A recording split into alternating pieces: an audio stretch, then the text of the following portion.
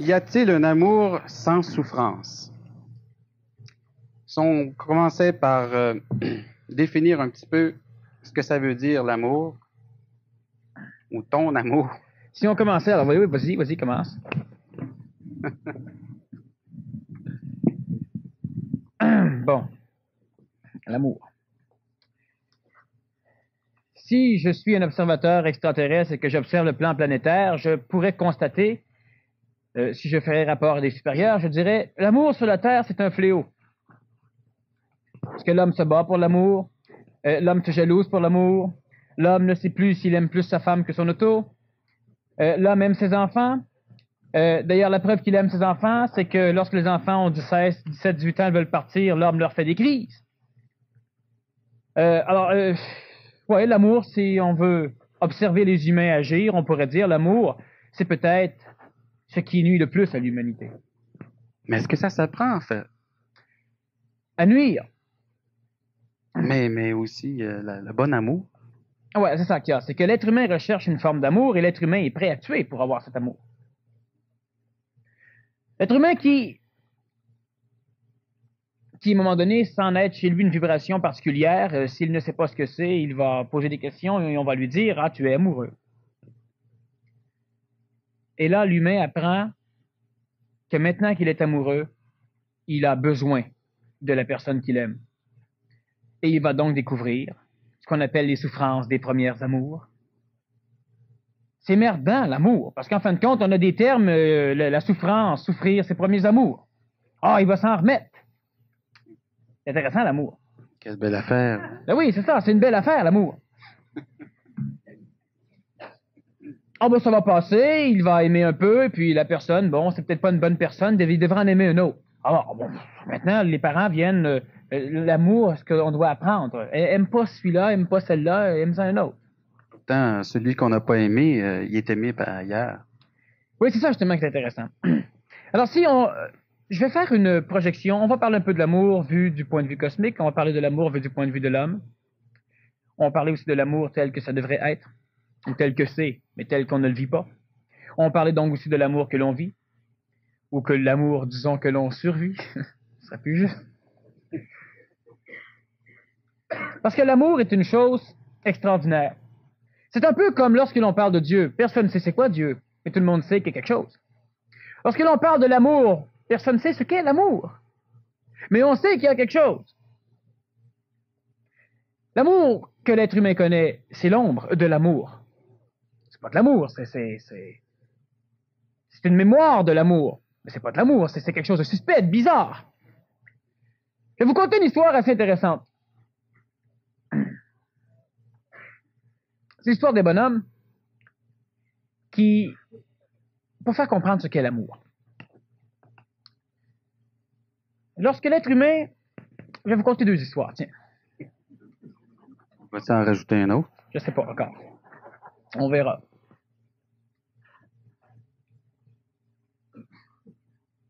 Parce qu'à un moment donné, j'étais jeune, très jeune. J'ai appris à aimer. Les premiers mots que l'on a mis dans ma bouche, la première forme de question énergétique que l'on m'a posée, c'était « m'aimes-tu » Et c'était mes parents qui me la posaient. Alors évidemment, je répondais oui. Parce que essayez de répondre à vos parents quand vous avez 3-4 ans que vous les aimez pas. Ils vont vous montrer à les aimer, hein? Alors oui, je les aimais. Il n'y a pas le choix. Et selon moi, je les aimais. Lorsqu'ils me faisaient garder quelque part, ben je broyais. Je ne voulais pas me faire garder. J'aimais mes parents, je m'ennuyais, je souffrais. Oh, ma grand-mère est bien fine, mais quand mes parents sont là. Sinon, elle est plus fine. La soirée est longue. Alors, supposément qu'elle m'aimait, elle aussi. J'ai encore d'ailleurs des traces de l'amour. Et puis, quand mes parents revenaient, je leur sautais d'un bras. Marque d'affection. Tout le monde en convient. Alors, vers 4-5 ans, j'ai déjà appris à souffrir l'amour. Parce que lorsque ce que j'aimais n'était pas là, Je ne pouvais plus rien faire. Je n'arrivais pas à me débarrasser de l'image, du désir, de l'envie de revoir mes parents. Alors, je ne jouais plus. Je ne faisais plus rien. J'attendais. Je suçais sagement mon pouce et j'attendais. Alors, à un moment donné, j'ai continué à cheminer.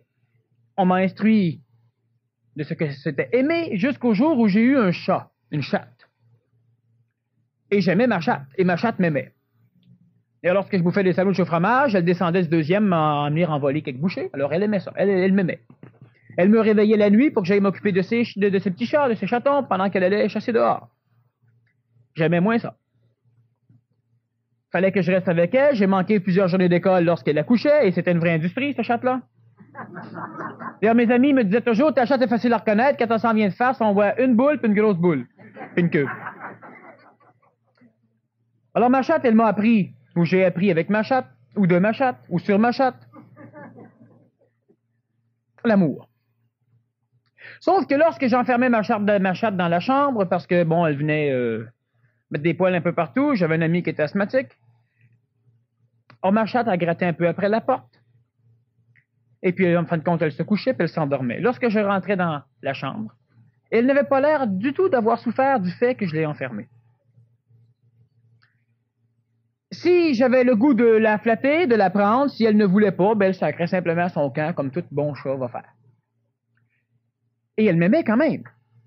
Sauf que les personnes, souvent, me parlaient des chats et me disaient, c'est bien mieux un chien. Le chien, tu l'appelles, il vient. Le chat, tu l'appelles, il s'en va.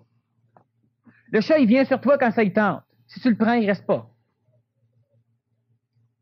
Alors un chat, c'est ben trop orgueilleux, c'est ben trop indépendant, ça l'aime pas son maître, pas comme un chien. Et j'ai constaté en fin de compte que ma chatte, elle m'aimait. On peut dire elle m'aimait à sa façon, on aime toujours à sa façon, n'est-ce pas? On n'aime pas la façon des nôtres. Bon. Sauf qu'elle gardait son individualité de conscience féline, évidemment, je ne compare pas ça à un être humain, on parle de mécanique, de principe. Lorsque je m'en vais, je laisse mon chien, j'ai eu un chien par la suite, je le laissais à la maison, alors il hurlait, il faisait toute la chambre de bain, il déroulait les rouleaux de papier de toilette, il brisait tout, bon, il s'amusait. C'est-à-dire qu'il se vengeait. Tandis que le chat ne fait pas ça, à moins évidemment d'avoir un chat très rare, un chat plutôt chien. Bon. Alors j'ai appris que le fait d'être indépendant n'altérait pas du tout la faculté d'aimer. Tandis que l'homme, ce que j'observais, j'avais 12-13 ans, ce que j'observais autour de moi, me faisait prendre conscience que l'humain est convaincu que lorsque l'on est indépendant, on n'aime pas. Lorsque l'être humain agit de par sa propre intentionnalité, lorsque l'être humain décide qu'il va faire quelque chose, si la personne qu'il aime ou avec qui il vit ne veut pas, et que c'est le premier, celui qui veut faire la chose, décide de la faire quand même, l'autre commence à mettre en doute son amour. Il sort tous les soirs, puis il me laisse tout seul à la maison. Automatiquement, ben, on a l'idée qu'il sort avec un autre, mais on n'est pas sûr que l'autre nous aime. Par contre, ma chatte, Sophie, elle m'aimait, tout en restant tout à fait indépendante. Mais tout à fait indépendante. Et elle m'aimait. Un jour, on l'a perdue dans la forêt. Une semaine de temps, elle est restée tout seule. Quand on est revenu, elle ne reconnaissait pas grand monde. Elle était jeune. D'ailleurs, on l'avait trouvée dans cette forêt-là.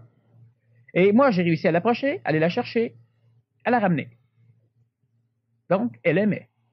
Assez pour que, malgré que l'instinct reprenne le dessus, à travers un événement, à travers le fait que je revenais, elle a pu me reconnaître. Et individuelle comme elle était, elle aimait. Alors j'ai commencé à observer ce qui se passait chez moi lorsque j'aimais, et je découvrais aussi que j'aimais, mais que ce que j'aimais, je devais le posséder. Et si ce que j'aimais ne voulait pas se laisser posséder, j'apprenais à dire qu'il ne m'aimait pas. Alors je disais à mes parents, pourquoi tu ne m'achètes pas tel bicycle? Toutes mes amies en ont. Le parent, ils les aiment, eux autres. Ben, vous ne m'aimez pas. Ça fait 2 ans que je vais avoir tel bicycle, puis je ne l'ai pas. Or, mes parents n'étaient peut-être pas financièrement capables de me l'acheter. Mais ça, on ne comprend pas ça, on va avec l'amour. Alors, si mes parents étaient mes esclaves soumis, ils m'aimaient. Et les parents font souvent la même chose. Mes parents faisaient ça, les parents de mes amis aussi. Si tu m'aimes, là, ben, tu vas faire le ménage de ta chambre. Alors, lentement, je commençais à considérer que ce que l'être humain appelait amour n'avait rien à voir avec l'amour. Alors, j'ai entendu dire des adultes, lorsqu'ils parlaient de l'amour, ils disaient, « Ah, je l'aime. Ah, j'y suis bien attaché. » Il peut pas être lui s'il est attaché. C'est un esclave. Alors, cet amour-là, je veux pas le connaître. Ah oui, depuis qu'il est parti, là, je souffre bien gros. Dépendance totale. Cet amour-là non plus, je ne veux pas le connaître. Lorsque mes amis ont commencé à sortir, ils aimaient. Ils aimaient une soirée, 2 soirées, 3 soirées. Ils aimaient 1 an. Ils souffraient. Et moi qui, apparemment, n'aimais pas, était heureux, libre, correct. C'est à cette époque-là, d'ailleurs, qu'on a commencé à me traiter de fou, de malade et de normal. Bon. Je ne sortais pas avec un paquet de filles, ni même avec une, pour des raisons tout à fait personnelles. Parce que je n'aimais pas une personne en particulier, je n'arrivais pas à centraliser mon amour sur une personne. Je n'y arrivais pas. Alors une fille me disait, tu m'aimes-tu? Je disais oui. Tu m'aimes-tu plus que les autres? Je disais non. C'est assez pour pas sortir avec grand monde.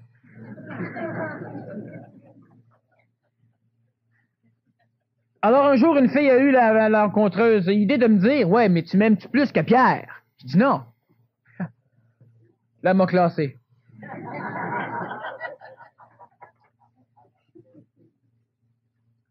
Surtout que j'aimais pas Pierre plus que mon chat.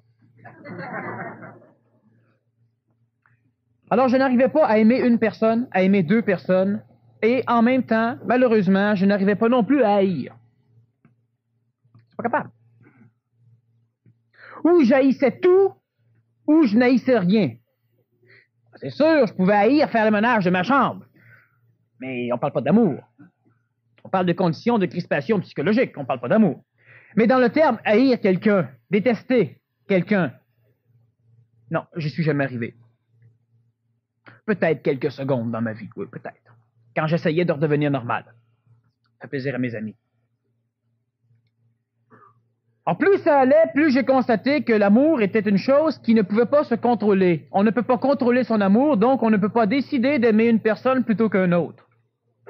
Et lorsque l'être humain essayait de contrôler son amour, lorsque l'être humain essayait de regarder quelqu'un dans les yeux et lui dire « Je t'aime », je sentais automatiquement de la dépendance. Je sentais celui qui disait « Je t'aime » têter l'énergie de l'autre. Alors l'autre était manipulé, l'autre était obligé de dire « Moi aussi ». Et là, il y avait... Je sais qu'il y en a un des deux qui, s'il aurait pu, il aurait sacré son camp. En criant. Lorsqu'à un moment donné, j'arrivais de l'hôpital Sainte-Justine où je travaillais. Je sortais du métro, puis là, il y avait une personne qui m'attendait avec un paquet de papier, puis qui disait « Je t'aime et Dieu t'aime ». Je disais « Oui, ça, je sais, ça ». Là, elle me le suivait, elle me regardait dans les yeux pour pas que je la perde, là. Et elle m'inondait d'amour. Non, encore là, elle ne m'aimait pas. Absolument pas. Elle savait que l'humain étant à la recherche d'amour, que si elle disait « je t'aime », elle risquait d'accrocher certaines personnes pour les rentrer dans sa gang. Elle appelait ça sa secte, mais enfin. On peut parler de la secte des apôtres de l'amour infini, qui battent les enfants et qui battent les parents. Qui aiment bien châtient bien. Ils aiment à mourir, eux autres. Alors lorsqu'on m'accroche quelque part et qu'on me dit « je t'aime », c'est un têteux qui me parle. Tous ceux que vous connaissez pas, qui viennent vous dire qu'ils vous aiment, ils veulent quelque chose, n'est-ce pas? Des têteux. Alors, j'ai vu souvent mes parents se demander, m'aimes-tu? Oui, mais ça paraît pas, tu me le prouves pas, c'est ça, bon. Comment pouvons-nous prouver à quelqu'un qu'il y a de l'amour? On peut pas. Faut quasiment dire à l'autre, dis-moi ce que tu veux, moi te le donner. L'autre va penser que tu l'aimes. Mais les bandits font ça. Les politiciens font ça. Les hypocrites font ça. Alors, en fin de compte, j'ai vu immensément de personnes, de personnes qui se disent âgées, comme des personnes qui se disent jeunes, rechercher l'amour. Et on invente une panoplie de moyens d'essayer de trouver. Et on va même jusqu'à dire qu'il manque d'amour sa planète. C'est exactement comme si on dirait il manque de nourriture sa planète. On cultive, on fabrique en nourriture plus que ce que la population complète de la planète a besoin. Et les 3/4 meurent de faim quand même. Il manque de nourriture. Mais réveillons-nous. Il manque pas de nourriture. Il manque d'amour. Ben voyons donc. Je ne sais pas si vous avez déjà entendu parler d'un bonhomme qui s'appelait John. John Merritt. Il méritait pas ce qui est arrivé. Peut-être que tu connais John Merritt. Non, je ne le connais pas. C'est un bonhomme qui est venu au monde, hein? C'est déjà une bonne chose. Et puis, sauf que il était atteint à la naissance d'une maladie suspecte. Et cette maladie l'a transformé tout au long de son adolescence. Et il est devenu un adulte de 17-18 ans qui ne ressemblait pas à un être humain. Il ressemblait plutôt à un monstre venu de on ne sait où. Alors, évidemment, à cette époque, l'époque où il a vécu, ces monstres, on les plaçait dans des zoos ou dans des cirques. Surtout dans des cirques, on n'a pas de zoo tellement. Et on le promenait d'un bord à l'autre. Et là, on comptait un paquet d'histoires fabuleuses sur lui. Et on le sortait enchaîné pour pas qu'il mange les petits-enfants. Jusqu'au jour où un médecin s'est intéressé à son sort, un médecin l'a étudié, et le médecin a voulu lui montrer à parler. Il est arrivé à parler. Pour la simple raison qu'il parlait déjà depuis très longtemps. Mais personne ne le savait. Alors il lisait la Bible régulièrement, il lisait des poèmes, il était instruit, cultivé, malgré tout. Et les personnes qui sont arrivées à l'aimer ont expérimenté à cette époque que l'amour n'était pas contrôlable. On leur demandait comment pouvez-vous faire pour arriver à aimer une chose de même. La bonne femme, l'infirmière, elle aurait cassé la gueule du gars, mais pas du monstre. Elle aimait plus le monstre que le gars. L'amour, ça se contrôle pas. Et l'humain essaie de devenir le gérant de l'amour. John Merritt est connu aussi sous le nom de l'homme-éléphant. Il est arrivé à se faire aimer par beaucoup de personnes et c'était un monstre qui puait. Sa maladie ne lui permettait pas de transpirer l'odeur de rose. Alors l'amour, est-ce que ça s'apprend? Non. On peut apprendre à gérer l'amour, et apprenant à gérer l'amour, on apprend à souffrir. Pourquoi l'homme est-il toujours à la recherche de l'amour? Soit l'homme va décider à un moment donné, ben alors c'est la paix. Si on a la paix, on a l'amour. D'autres disent, si on a l'amour, on a la paix. Mais les Russes n'arrivent pas à aimer les Américains. Les Canadiens arrivent difficilement à aimer les Italiens ou les Vietnamiens. Parce que l'être ancien, l'homme ancien, la femme ancienne, l'enfant ancien ont un amour sélectif. Un amour qui décide. Un amour où l'homme apprend selon son barème, selon son éducation, à aimer des choses et à détester d'autres choses. Le racisme ne germe pas dans la tête d'un enfant comme ça. Prenez un enfant en couche, placez-le dans un parc avec un enfant noir, un enfant jaune, un enfant bleu, même un enfant punk.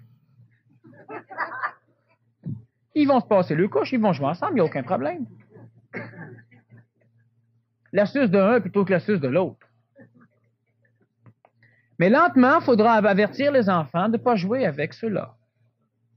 Lentement, il faudra leur enseigner à aimer les bonnes choses de la vie. À aimer le monde aimable. Pas les autres. Est-ce que c'est là qu'on apprend à souffrir d'aimer? Lorsqu'on apprend. On n'apprend pas à souffrir d'aimer, on apprend à aimer et automatiquement on souffre d'aimer. Parce que l'homme ne sait pas ce qu'est l'amour. J'ai jamais entendu ni lu quelque chose sur l'amour qui définissait l'amour tel qu'il était. J'ai toujours lu des choses ou entendu des choses de passionnés de l'amour. Ceux qui aiment l'amour, mais pas ceux qui aiment. Alors, on enseigne à l'enfant, on enseigne aux adultes, on enseigne à l'humain à aimer des choses.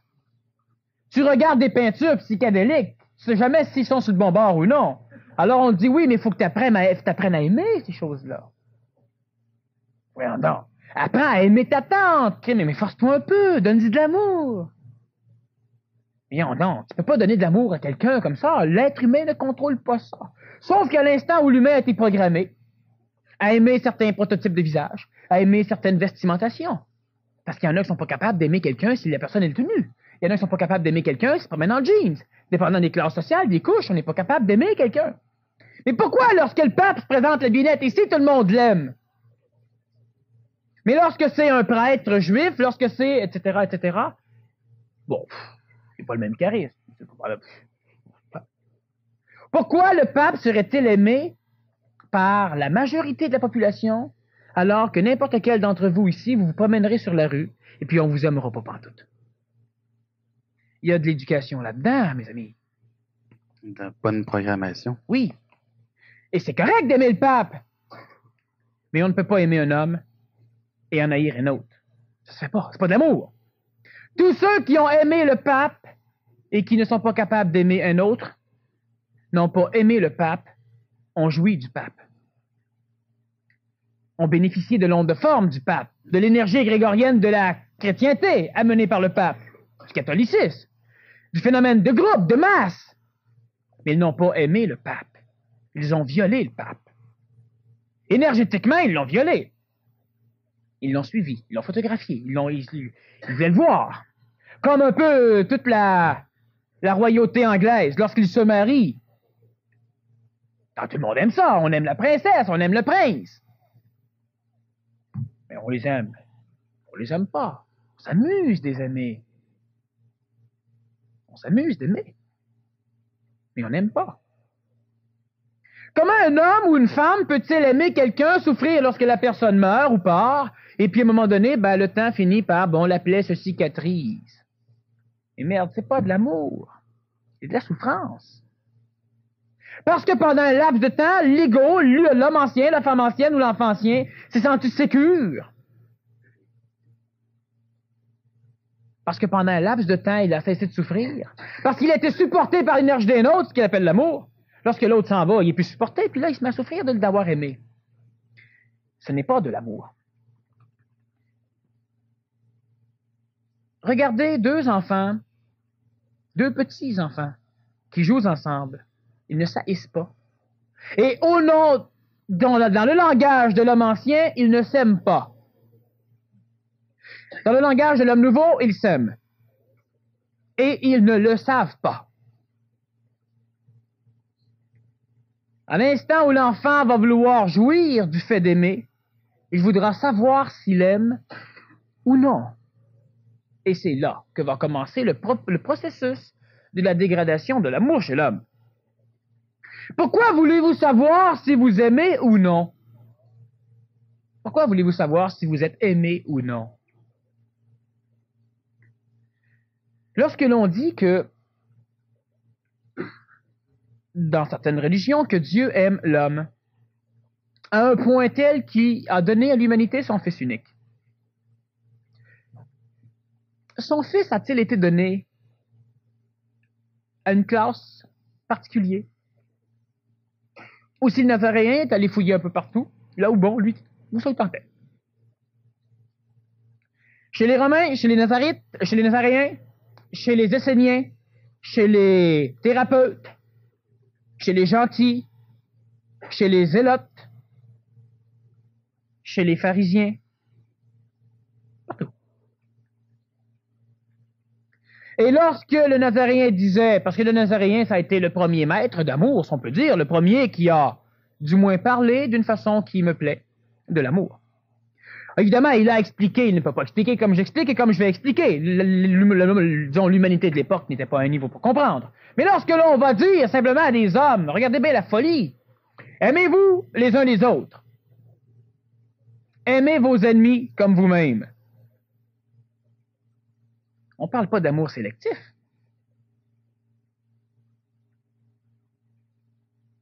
Vous ne pouvez pas aimer ce que vous détestez, n'est-ce pas? Vous ne pouvez pas. Vous avez beau vous forcer, vous pouvez vous leurrer, vous le faire croire, vous l'imaginez. Vous ne pouvez pas aimer ce que vous détestez.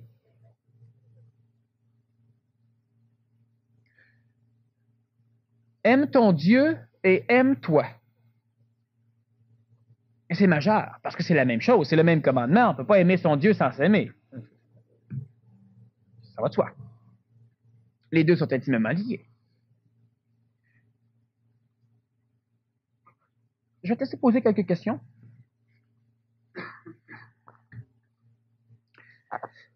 Oui. L'amour, est-ce que c'est vraiment une émotion? Bon. Ouais, c'est ça. C'est intéressant. Bon, essayez de comprendre ceci.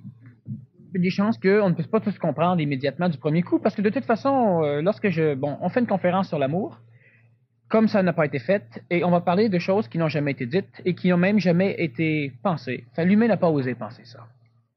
Un jour, j'ai dit que l'amour n'était pas une émotion. Et effectivement, l'amour, ce n'est pas une émotion. Étant donné que l'humain a appris, merde, quand je demande à quelqu'un c'est quoi l'amour, il sait pas c'est quoi, alors qu'il peut pas me dire que c'est une émotion. L'humain va me dire l'amour, c'est une émotion. C'est quoi une émotion? Ben, une émotion, c'est comme avoir peur, c'est comme aimer, c'est comme, bon. Bref, on ne sait pas. Qu'est-ce que c'est qu'une émotion?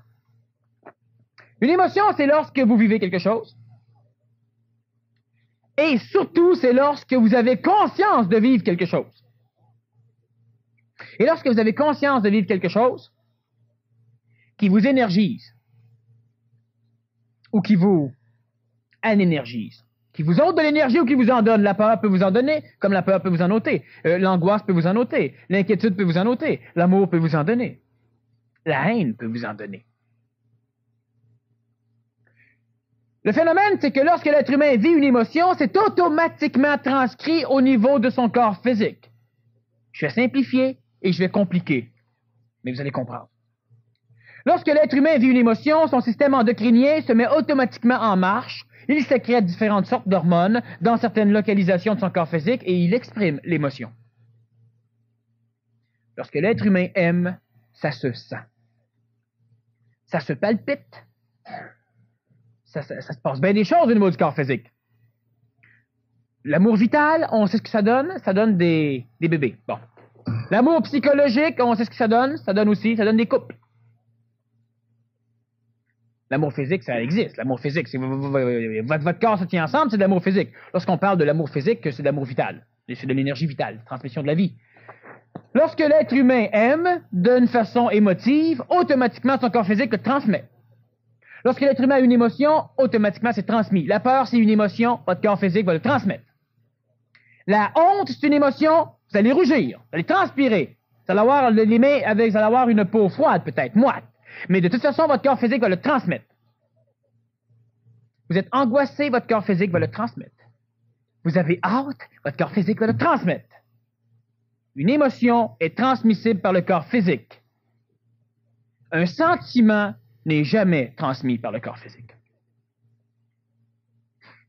On ne souffre jamais d'avoir un sentiment. On souffre toujours d'avoir une émotion.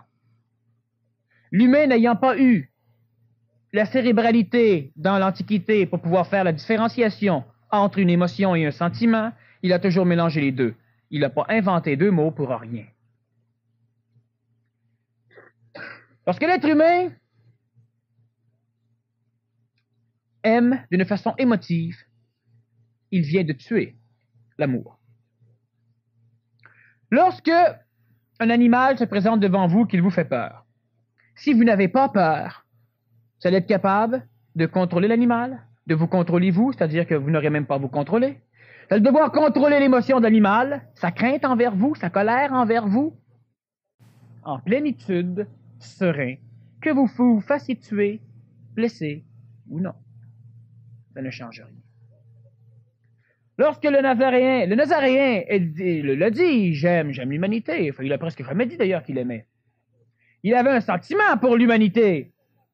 On pense toujours qu'un sentiment, c'est le petit début. Un sentiment, c'est une forme pure, qui ne peut pas être conscientisée par l'homme impur. Alors, automatiquement, le sentiment traverse la tête de l'homme, ou le cœur de l'homme, d'une façon presque imperceptible par l'homme. Alors, l'homme pense que le sentiment, c'est une petite émotion. Et lorsque le sentiment est tué, mémorisé, digéré, ingéré, l'homme peut maintenant le manipuler, le sentiment. L'homme peut le contrôler. Alors l'homme, maintenant, vit une émotion. Et lorsque l'homme vit une émotion, c'est toujours une mécanicité qui est néfaste, dégradante pour l'homme. Vivre des émotions peut tuer l'homme. Bon, évidemment, lorsque je dis ceci, il y a plusieurs personnes qui vivent plein d'émotions, prêtes à mastiner. Et si votre corps physique vit des choses, c'est que ce sont effectivement des émotions. Mais regardez que chaque fois que votre système endocrinien fonctionne, vous usez votre corps physique. Trop aimer rend malade, cardiaquement, stomacalement, respiratoirement, nerveusement. Lorsque l'être humain aime et qu'il est inquiet, il dégrade son corps physique. Celui qui aime et qui aime et qui aime et qui aime, il se dégrade physiquement. Celui qui est capable d'aimer intelligemment, ce que j'appelle l'amour de l'homme nouveau, l'amour intelligent, l'amour réel, c'est un sentiment. Alors moi, l'amour, je ne le contrôle pas. Si on me demande est-ce que vous aimez l'homme ou la femme, oui. Oui, je les aime. Je les aime à un point où je peux même me permettre que les autres maïs, ça leur plaît. Mais jamais je ne vais me putanner pour que les autres pensent que je les aime à leur façon. Si on me dit, as-tu besoin que les autres t'aiment? Non. Comment voulez-vous qu'une chose qui est partout puisse m'être interdite par du monde qui m'aime pas? Je n'ai pas besoin que les autres m'aiment, parce qu'ils ne possèdent pas l'amour. Ils peuvent aimer. Quand je dis ils ne possèdent pas l'amour, ils possèdent l'amour, mais ils ne contrôlent pas l'amour, donc ils ne peuvent pas décider de m'aimer ou non. Plus une personne me trouve fantastique et même comme conférencier, plus elle vient me péter en énergie. C'est pas de l'amour, j'ai pas besoin qu'on m'aime. L'amour, c'est partout. Vous en avez plein vos poches, plein vos yeux, plein votre nez, plein vos oreilles. Vous en inhalez tous les jours de l'amour. Mais c'est pas ça. C'est que vous voulez être sûr que c'est ça, puis vous avez besoin, parce que l'être humain remet tellement toute sa vie, son évolution dans les mains des autres, qu'il ne peut plus se contenter de ce qu'il a. Comme amour, il veut que les autres lui en donnent. Mais l'amour, il est là. C'est comme si je dirais, on est tous les deux, par exemple, dans l'océan, ou disons dans un lac, et là, je nage, je te dis, j'ai soif. Peux-tu me donner un peu d'eau? Il peut me répondre, ben, bois, torieux. Il m'aime pas.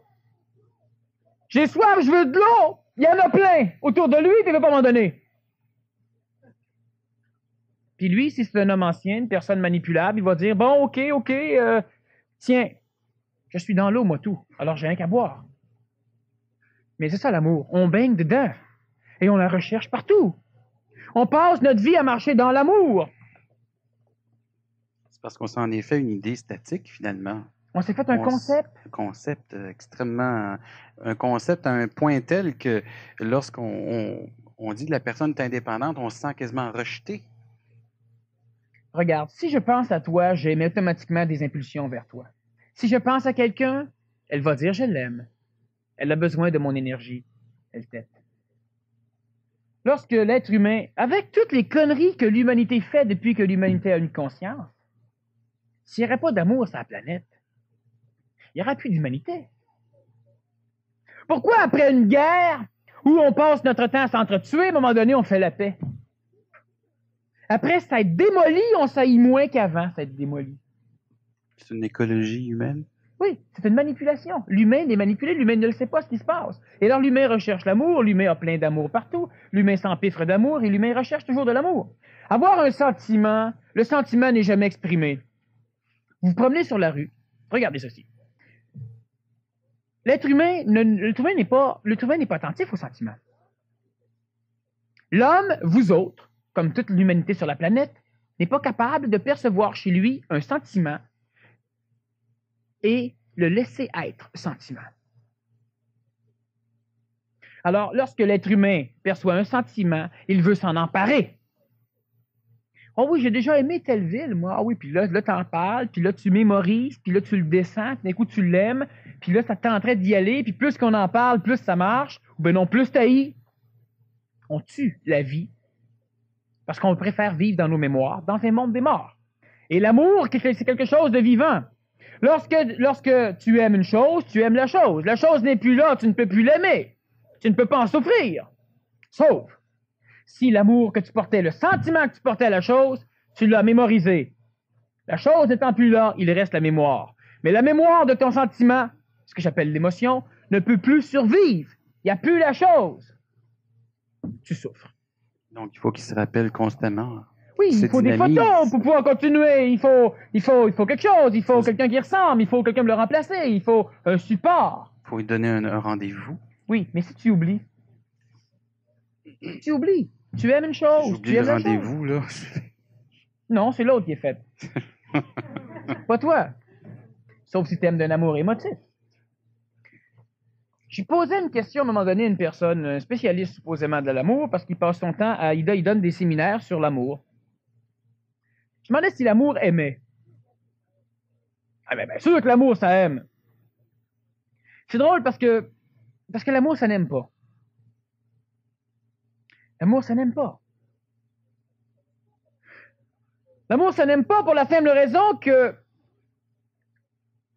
tous ceux qui sont ici, vous avez trouvé un jour à aimer et vous avez un jour été aimé. Que les personnes qui sont dans des prisons sont aimées et aiment. Que John Merritt a été aimé et a aimé. Alors l'amour n'aime pas. L'amour ne sélectionne pas. L'amour n'est pas sélectif. L'amour ne décide pas en se promenant dans une salle. Ouf, pas lui. Ah, lui. Si l'amour aimerait, dans le sens aimer de l'humain, il y aurait beaucoup de monde qui n'aurait pas le droit d'avoir de l'amour. Ne connaîtrait pas l'amour, ne pourrait même pas aimer un chien. Ne pourrait même pas s'aimer lui-même. Être orgueilleux. Ne pourrait même pas. Étant donné que l'amour n'est pas sélectif, que l'amour n'aime pas, l'amour est donc partout. L'homme ancien se plaît toujours à dire, s'il n'aime pas, ben il y haït. Ben oui, si ton char n'est pas blanc, il est noir. Il ne peut pas être bleu, être rouge, être vert. Non, s'il n'est pas blanc, il est noir. Celui qui aime une personne a besoin de la personne. Lorsque la personne s'en va, il souffre. Il finit lentement même par haïr la personne. S'il n'aurait pas aimé la personne, jamais il aurait pu haïr la personne. C'est pas quand il n'y a plus d'amour que la haine apparaît. C'est toujours quand il y a eu de l'amour que la haine apparaît. Pas quand il n'a jamais eu. On parle toujours de l'amour de l'homme ancien.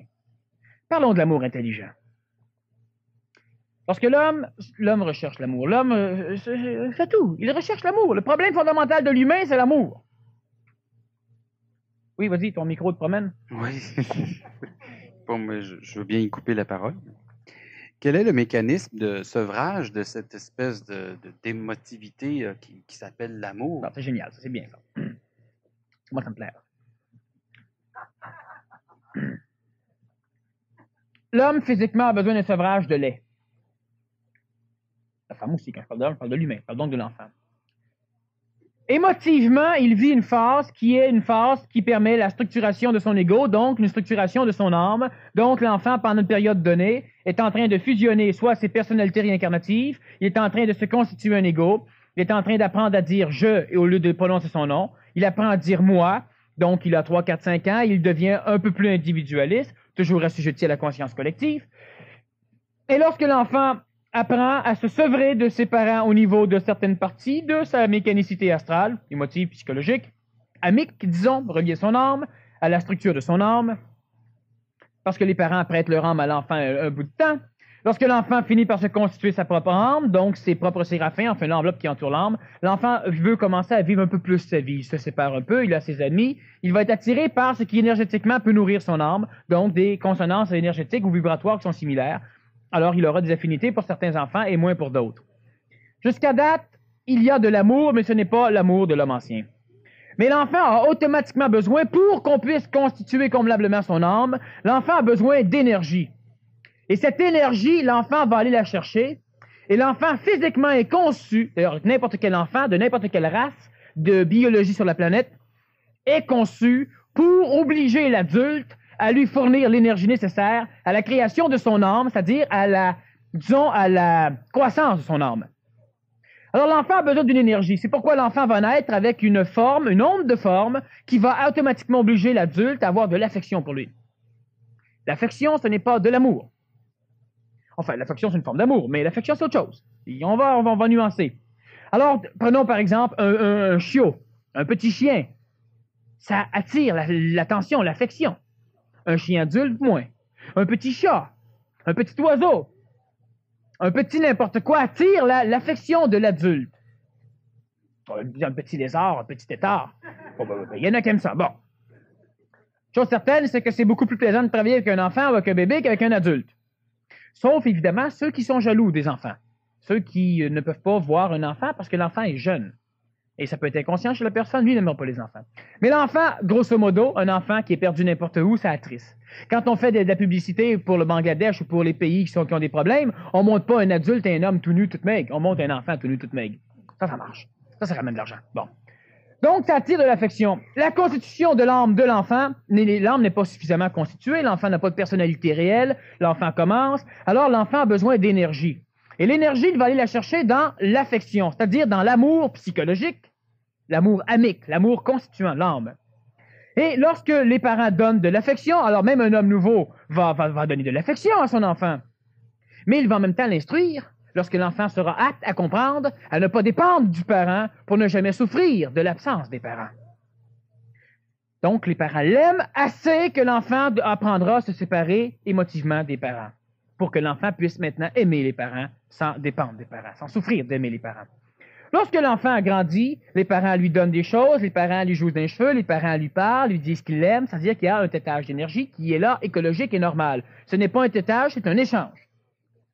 Rendu à un certain âge, rendu vers l'adolescence, à ce moment donné, le sevrage d'amour émotif, donc d'amour psychologique, devrait se faire.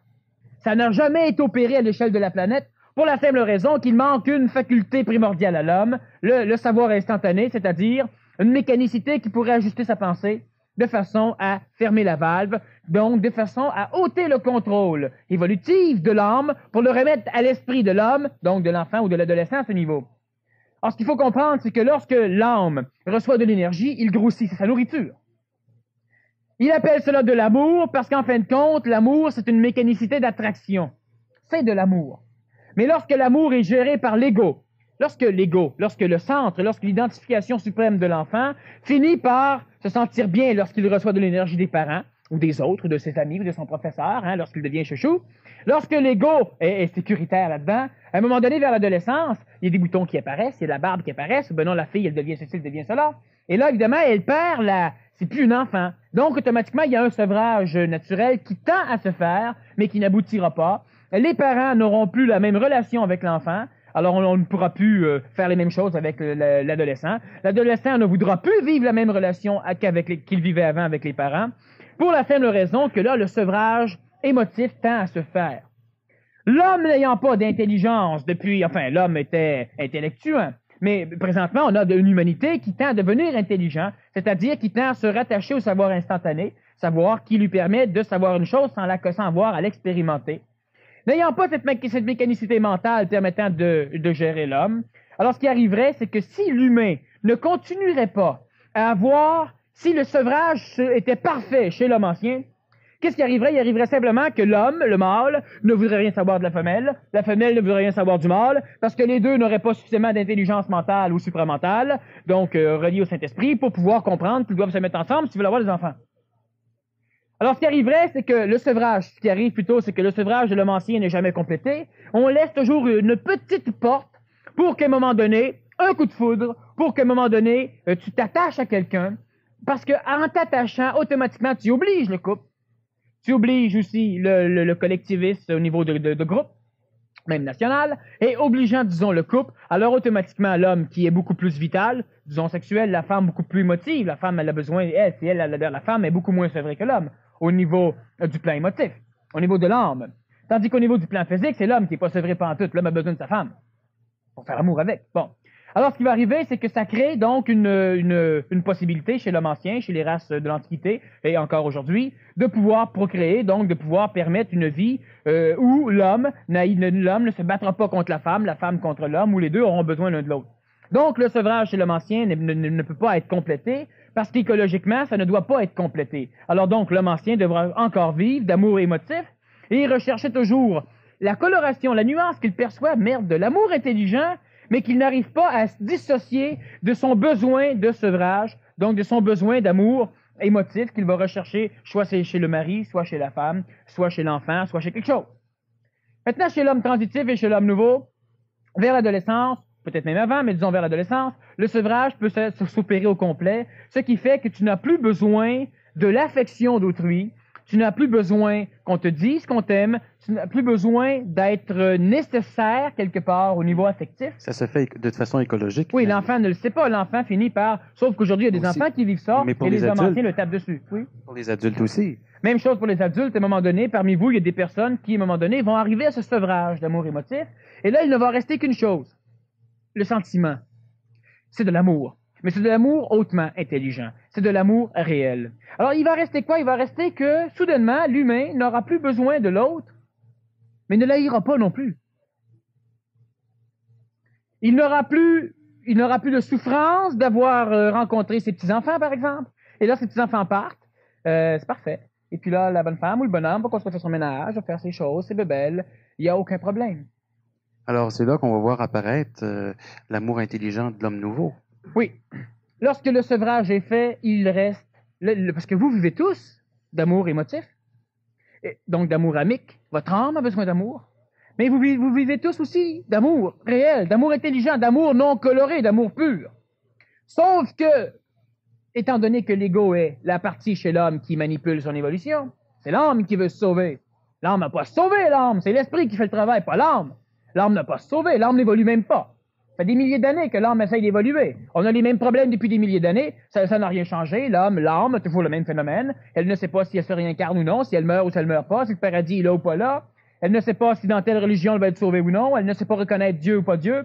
Elle ne sait pas aimer. Elle haït toujours, elle a toujours peur. Elle crée des mêmes armes. L'âme n'a pas évolué. L'âme évolue au niveau mental, mais au niveau émotif, l'âme n'a pas changé depuis Belle Lurette. Et même avant Belle Lurette. Tu connais Belle Lurette? C'est un homme préhistorique. Enfin, une femme.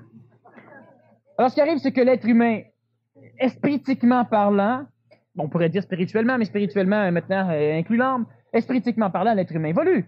L'homme est maintenant un corps physique suffisamment solide pour pouvoir entrer en contact avec un plan d'intelligence instantanée, donc le plan supramental, disons, dans mon langage, ou même dans le langage du Québec. Et lorsque l'être humain arrive à une possibilité de pouvoir mentaliser, de pouvoir comprendre l'intelligence de l'écologie de la relation dans un couple, il n'a plus besoin d'aimer l'autre au niveau émotif. Alors, lorsque l'homme a un enfant, il n'est pas là, « Hey, mon petit chouchou! » Pas pour lui. S'il le fait, c'est pour l'enfant. Tu connais les grands-parents qui ont besoin de toucher à leurs petits-enfants? Mais ils têtent. C'est écologique, parce que les enfants têtent aussi en sacre-bleu, c'est parfait. Sauf que l'enfant ne le sait pas. L'enfant pense aimer. Et le grand-parent pense le faire pour l'enfant. Mais en réalité, les deux le font chacun pour soi. L'homme nouveau Ah oui, à leur insu. L'homme nouveau comprenant le processus, lorsque, par exemple, moi, je parle à un enfant, si l'enfant a besoin d'affection, si l'enfant a besoin donc d'énergie, je lui en donne. Alors l'enfant est le premier à dire que je l'aime. D'ailleurs, il y a plus de relations avec moi souvent qu'avec ses parents. Parce que je donne exactement la forme d'énergie, donc la forme d'amour, que l'enfant a besoin. Si l'enfant a besoin d'un amour qui le respecte, alors je donne donc une énergie qui le respecte, qui permet à l'enfant de pouvoir se détacher.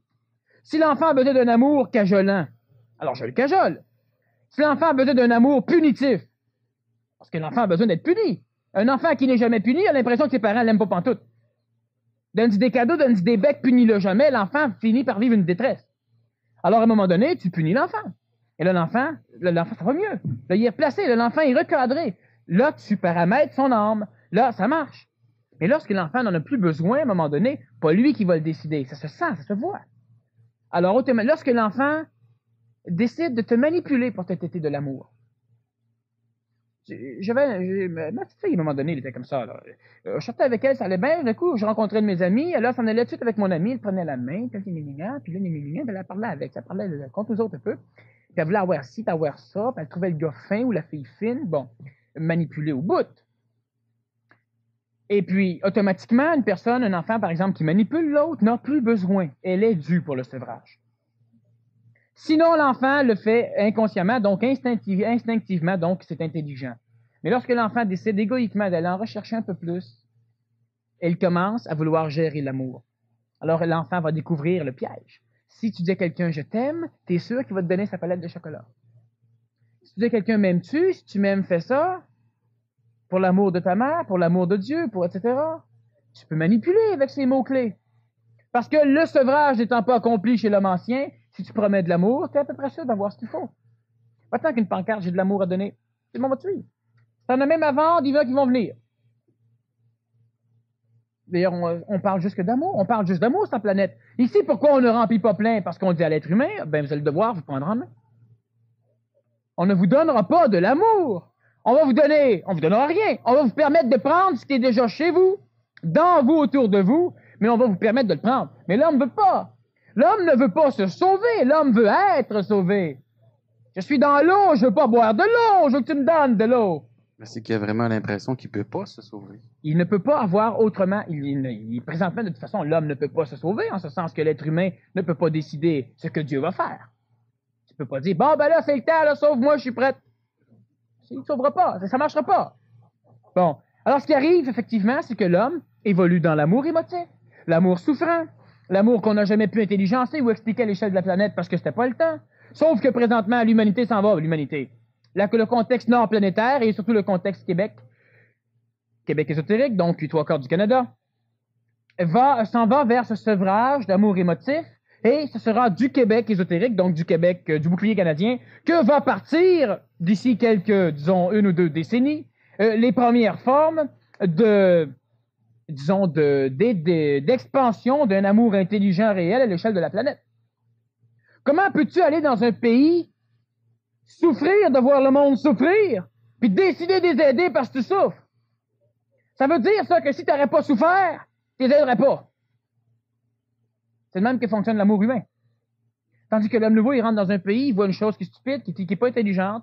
Ça n'a rien à voir avec le fait si t'aimes ou si t'aimes pas, si tu souffres pas, si c'est stupide, c'est stupide. Voir quelqu'un qui est à moitié mort dans la rue, t'as pas besoin que ça te fasse mal là pour dire que c'est stupide. C'est stupide. L'homme nouveau se promène, il regarde ça, il dit, ouais, il faudra faire quelque chose. L'homme ancien va dire, Christ, il n'y a pas d'émotion, ce gars-là. L'homme nouveau peut dire, non, aucune. T'es un robot? Absolument pas. Absolument pas. On faudra faire quelque chose pour lui.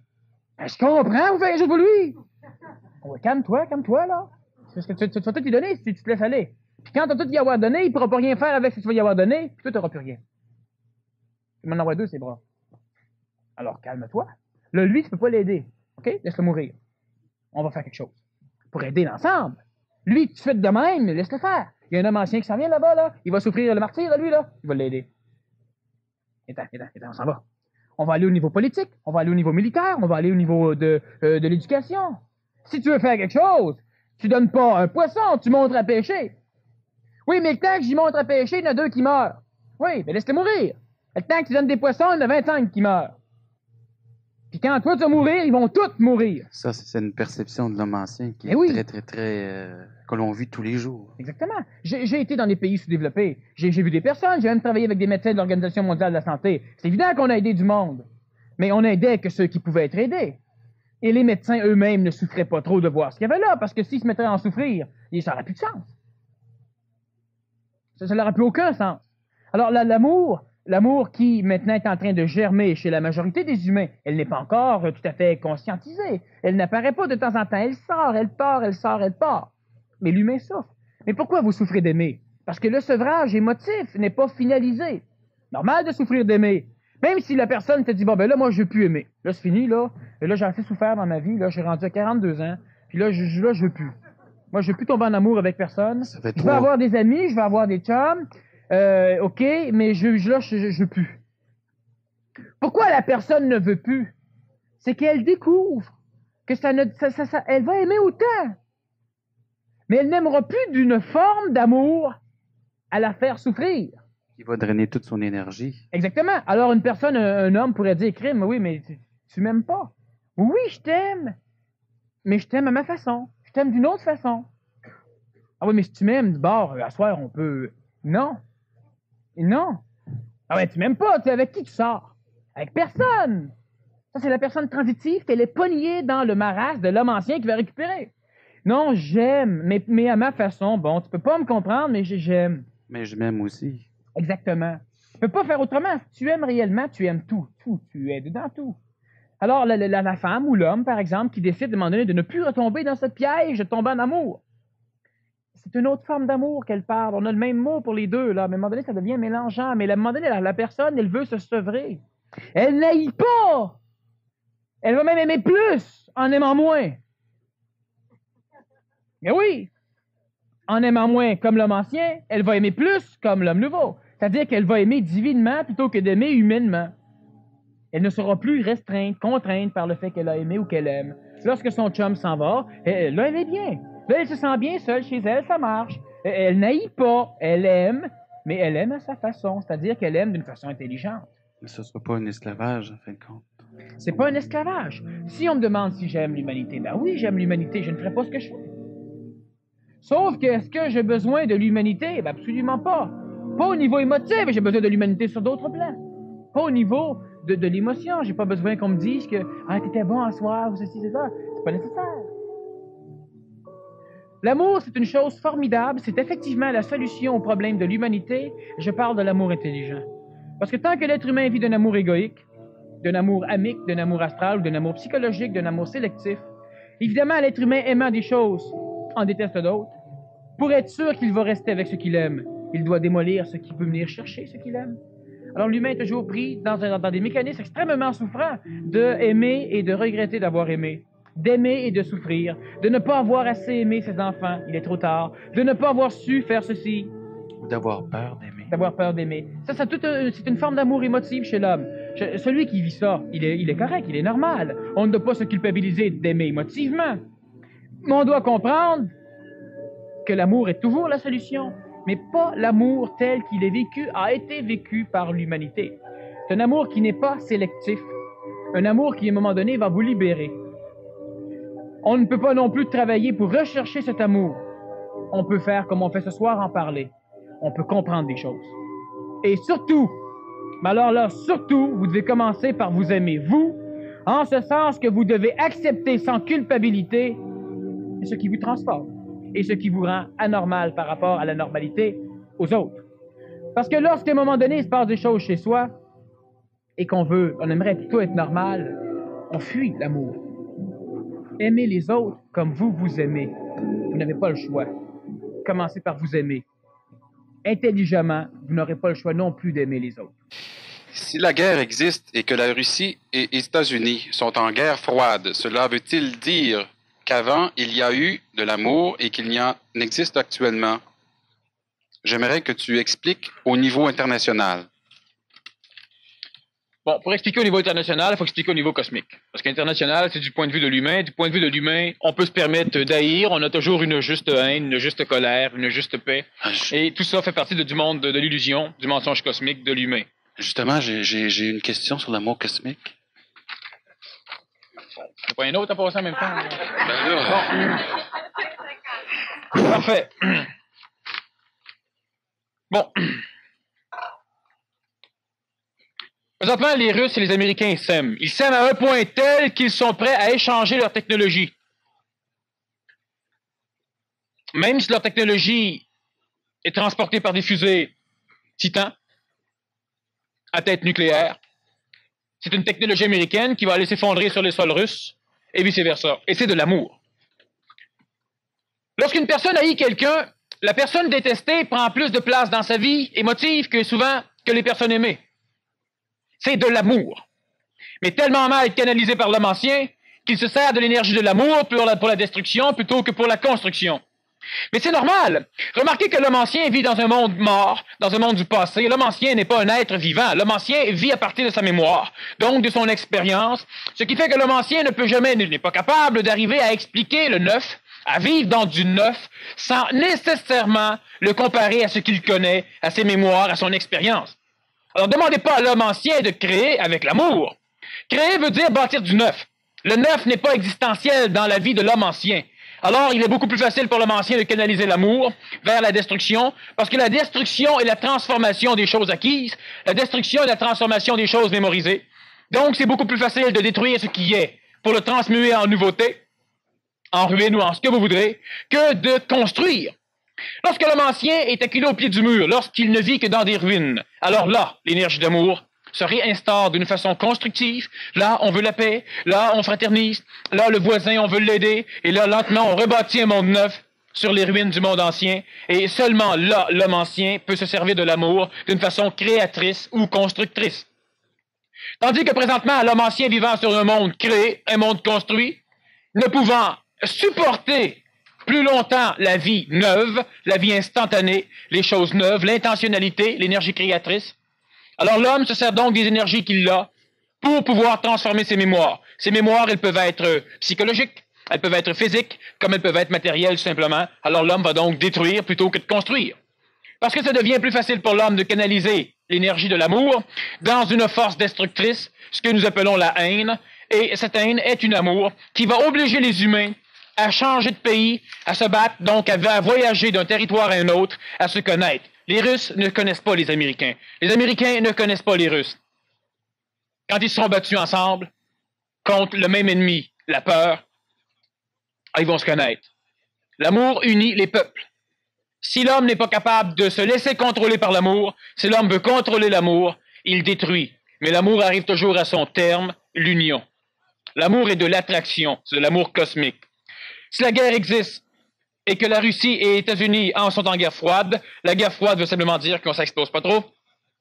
Cela veut-il dire qu'avant, il y a eu de l'amour et qu'il en existe, ou il en existe, enfin la question est drôlement posée. De toute façon, il faut bien comprendre que l'être humain, que l'amour est la seule, on parle d'amour cosmique, que l'amour est la seule forme, disons que l'homme peut appeler ça une loi, mais c'est même pas une loi, c'est un principe, qui régit notre univers, c'est-à-dire notre création. Tout s'attire. Même les attire. Tout étant en constante attraction, obligatoirement, si vous ne pouvez pas émotivement, énergétiquement aller vers quelqu'un par amour, vous allez y aller par haine. Vous allez y aller de toute façon.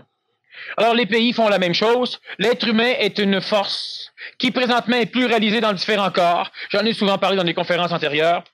Au niveau de la pluralisation de l'esprit dans différents véhicules terrestres, l'homme. Et la seule fonction de l'homme étant de restreindre l'évolution expansive de notre univers, l'homme doit, pour pouvoir accumuler sa force, bon, juste brièvement, parce que j'en ai souvent déjà parlé, puis on va y revenir à un moment donné d'une façon plus exhaustive. Lorsque l'esprit descend au niveau de la matière, l'esprit ne peut pas toucher la matière sans devenir matière. Lorsque l'esprit devient matière, la matière qui était de l'esprit, ou a encore aimé oublier qu'elle était de l'esprit. Lorsque l'esprit recommence à évoluer, je donne un exemple, lorsque la feuille d'un arbre tombe et devient de la terre, ben la terre qui est là ne se rappelle pas d'avoir été une feuille. Par contre, lorsque la terre devient une feuille, souvent, la feuille ne sait pas non plus qu'elle a déjà été de la terre. Même chose pour l'homme. Lorsque l'esprit devient matière, la matière, elle est matière et elle n'a plus aucune connaissance mémorielle ou instantanée de ce qu'elle a été ou de ce qu'elle est dans la réalité des choses. Lorsque l'être humain, lorsque l'esprit est arrivé chez l'homme, pour pouvoir supporter, c'est-à-dire pour que la matière puisse supporter l'esprit, le poids de l'esprit, le poids d'un savoir instantané, c'est que déjà même l'homme évolué comme il est a de la difficulté à savoir, à supporter. Lorsque moi je dis que je suis lorsque je communique, je parle en relation avec un savoir instantané, c'est-à-dire qu'on me pose des questions et je n'ai pas besoin d'avoir expérimenté les choses pour en parler, ça frustre déjà les autres. Alors imaginez-vous, lorsque l'homme a de la difficulté à supporter mon savoir, qu'est-ce que ça va être lorsqu'il devra supporter le sien? Lorsque l'esprit arrive sur la matière, il doit se diviser pour pouvoir habiter des milliards de corps humains. Et chacun de ces corps humains a une petite parcelle de la conscience de l'esprit, et cette petite parcelle, elle n'est pas suffisamment puissante pour pouvoir devenir supérieure à l'expérience mémorielle de l'humain. Donc l'humain est un être expérientiel qui va accumuler de la mémoire, remplir son âme, devenir égoïque, et avoir l'idée, le feeling qu'il est peut-être autre chose que de la Terre, mais il n'aura jamais la certitude. Lorsque l'évolution se fait, l'esprit tend à transformer les corps physiques pour les rendre plus solides, et par la procréation, donc la réincarnation immédiate, c'est-à-dire lorsque les parents ont des enfants, génétiquement, ils transmettent déjà un peu de leur caractère, de leur qualité ou de leurs défauts, du moins de leur caractère. Et lorsque ce qui va arriver, simplement, c'est que l'humain doit se rapprocher de plus en plus, pour la simple raison que l'esprit pluralisé dans chacun d'entre les humains doit redevenir un. C'est de l'amour. L'amour est une loi d'attraction. Quelle que soit la façon dont les humains vont être réunis, les humains vont être réunis. Lorsque l'homme est réuni, et que lorsque l'homme a la faculté de pouvoir comprendre, lorsque l'homme devient mental, au minimum, lorsque l'homme devient supramental, lorsque l'homme est en relation avec son esprit, lorsque l'homme devient un homme nouveau, automatiquement il comprend ce qui se passe, et là on parle d'amour intelligent, où la haine ne peut pas exister. Alors donc l'amour cosmique est une loi d'attraction qui tend à ramener les choses comme elles ont été lorsque tout a commencé. Je ne veux pas, disons, élaborer plus loin sur ce tout qui a commencé à un moment donné, sur cette création. Mais sachez une chose, c'est que l'amour est un phénomène, un principe qui n'est pas régi par l'homme, qui n'a jamais été absent, qui n'a jamais été manquant, qui est présentement ignoré de l'homme, mais qui est toujours présent. Les nations devront s'unir, et les nations vont s'unir. La Terre, un jour, sera une planète, elle ne sera plus plusieurs nations. Et quel que soit le moyen employé, ce sera de l'amour. Si l'homme le canalise à son gré égoïque, ce sera sans doute par des apocalypses. Si l'homme se laisse canaliser par l'amour, ce sera contre son gré par des apothéoses. Maintenant, ça regarde les autres, ça ne me regarde plus.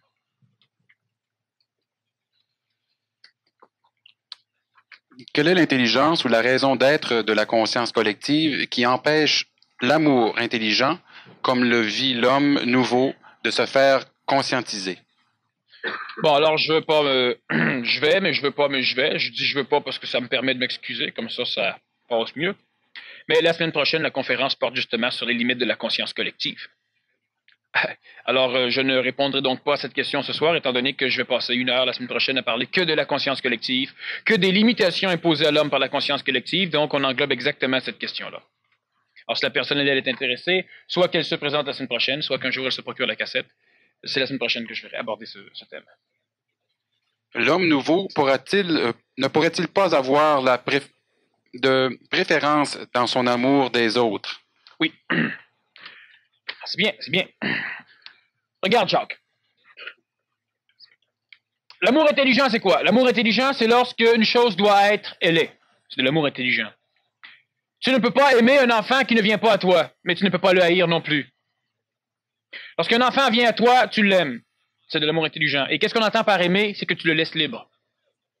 Et si lui t'aime, il te laisse libre. Donc, il y aura une union limitée entre les deux qui ne sera jamais restreinte. Lorsque l'enfant veut s'en aller, il s'en va. Et aucune souffrance, aucun entachement, aucune crispation, aucune trace malsaine n'est laissée dans les âmes des deux individus. L'homme nouveau fonctionne comme l'homme ancien par utilité. N'est-ce pas que les hommes, vous ne sortez pas avec les femmes que vous n'aimez pas, ou les femmes qui ne veulent pas faire ce que vous voulez? N'est-ce pas que les femmes, vous ne sortez pas avec les hommes qui ne vous rapportent pas ce que vous voulez? Donc, on aime par utilité. On aime parce que ça marche, parce qu'on a quelque chose. Lorsque l'homme nouveau décide d'avoir, par exemple, un enfant, lorsque l'homme nouveau décide de rencontrer une femme nouvelle, lorsque les deux décident de vivre ensemble, c'est parce qu'ils ont ils ont eu au minimum une raison intelligente de vivre ensemble, c'est que l'un et l'autre savent clairement, consciemment, que l'un et l'autre sont deux outils pour l'un et pour l'autre, et que si, par un commun accord, les deux acceptent de s'entraider, automatiquement, l'union des deux accomplira une chose formidable, l'avancement évolutif de l'homme ancien ou de l'homme nouveau. S'ils désirent avoir un enfant, ils sont déjà conscients que c'est préférable d'être en couple. Ça fait des enfants plus forts. Alors, automatiquement, ils vont s'unir. À partir de quoi? À partir de la génétique qu'ils veulent léguer à l'enfant. Et non pas à partir de n'importe quoi, de l'émotif. Alors, la femme ne tombera pas en amour avec le premier bonhomme qui va vouloir lui faire un enfant. Le bonhomme ne tombera pas en amour avec la première femme qui va vouloir lui faire un enfant. Lui se connaîtra et devra donc connaître la partenaire ou le partenaire avec qui il voudra avoir un enfant, et ils vont s'arranger pour pouvoir créer génétiquement et énergétiquement un enfant qui sera dans une possibilité d'évolution, d'apprentissage ou de contact avec son esprit, donc de contact supramental, disons, plus avancé que si on y va n'importe comment. Maintenant, l'homme nouveau ne veut pas avoir un enfant. Dieu, l'homme nouveau ne veut pas avoir un enfant pour aucune raison. L'homme nouveau sait très bien que lorsqu'il crée un corps plus organisé, plus solide, il permet à de l'esprit plus consistant de pouvoir venir pénétrer ce corps, et il permet donc l'évolution de la planète. L'homme nouveau a une conscience collective qui est galactique. C'est-à-dire que l'homme nouveau a une conscience individuelle qui englobe la collectivité et qui lui permet de considérer l'évolution de la planète plutôt que de considérer l'évolution de son propre personnage ou encore de l'évolution de sa famille ou de son petit drapeau. Vous savez, le petit bout de guenille qui flotte au bout des cordes. Bon. Alors, l'homme nouveau n'a donc pas besoin, l'homme nouveau va donc choisir, mais il ne choisira pas de façon émotive, exactement comme lorsque l'homme nouveau va acheter une automobile. Il ne fonctionne pas de façon émotive, il prend l'automobile qui lui va, et il va entretenir l'automobile comme elle doit être entretenue, c'est-à-dire de la meilleure façon possible, parce qu'écologiquement, c'est intelligent. Alors, la femme qui tombe en amour avec un homme, tombe en amour avec l'homme parce que l'homme lui rapporte des choses. La femme nouvelle va sortir ou va vouloir vivre une relation.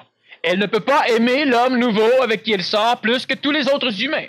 Elle ne peut pas aimer l'homme nouveau plus qu'une grenouille. Celui qui aime, aime tout. Celui qui n'aime pas tout, n'aime pas. Alors, la femme nouvelle qui sort avec un homme sort parce qu'ensemble, ils ont une raison intelligente de sortir ensemble. Et quand je parle sortir ensemble, je veux dire former un couple. Parce que l'homme nouveau, la femme nouvelle, le couple nouveau, vous les verrez peut-être jamais sortir ensemble. Ils vont vivre ensemble. Mais ils gardent leur individualité. S'il y en a un qui veut suivre des cours à l'école, il va suivre des cours à l'école. Si l'autre, il va aller prendre une marche, il va prendre une marche. Ils n'ont pas besoin de suivre les cours ensemble, prendre la marche ensemble. Puis je chicanais toujours parce qu'il y en a un qui fait pas assez de compromis pour l'autre.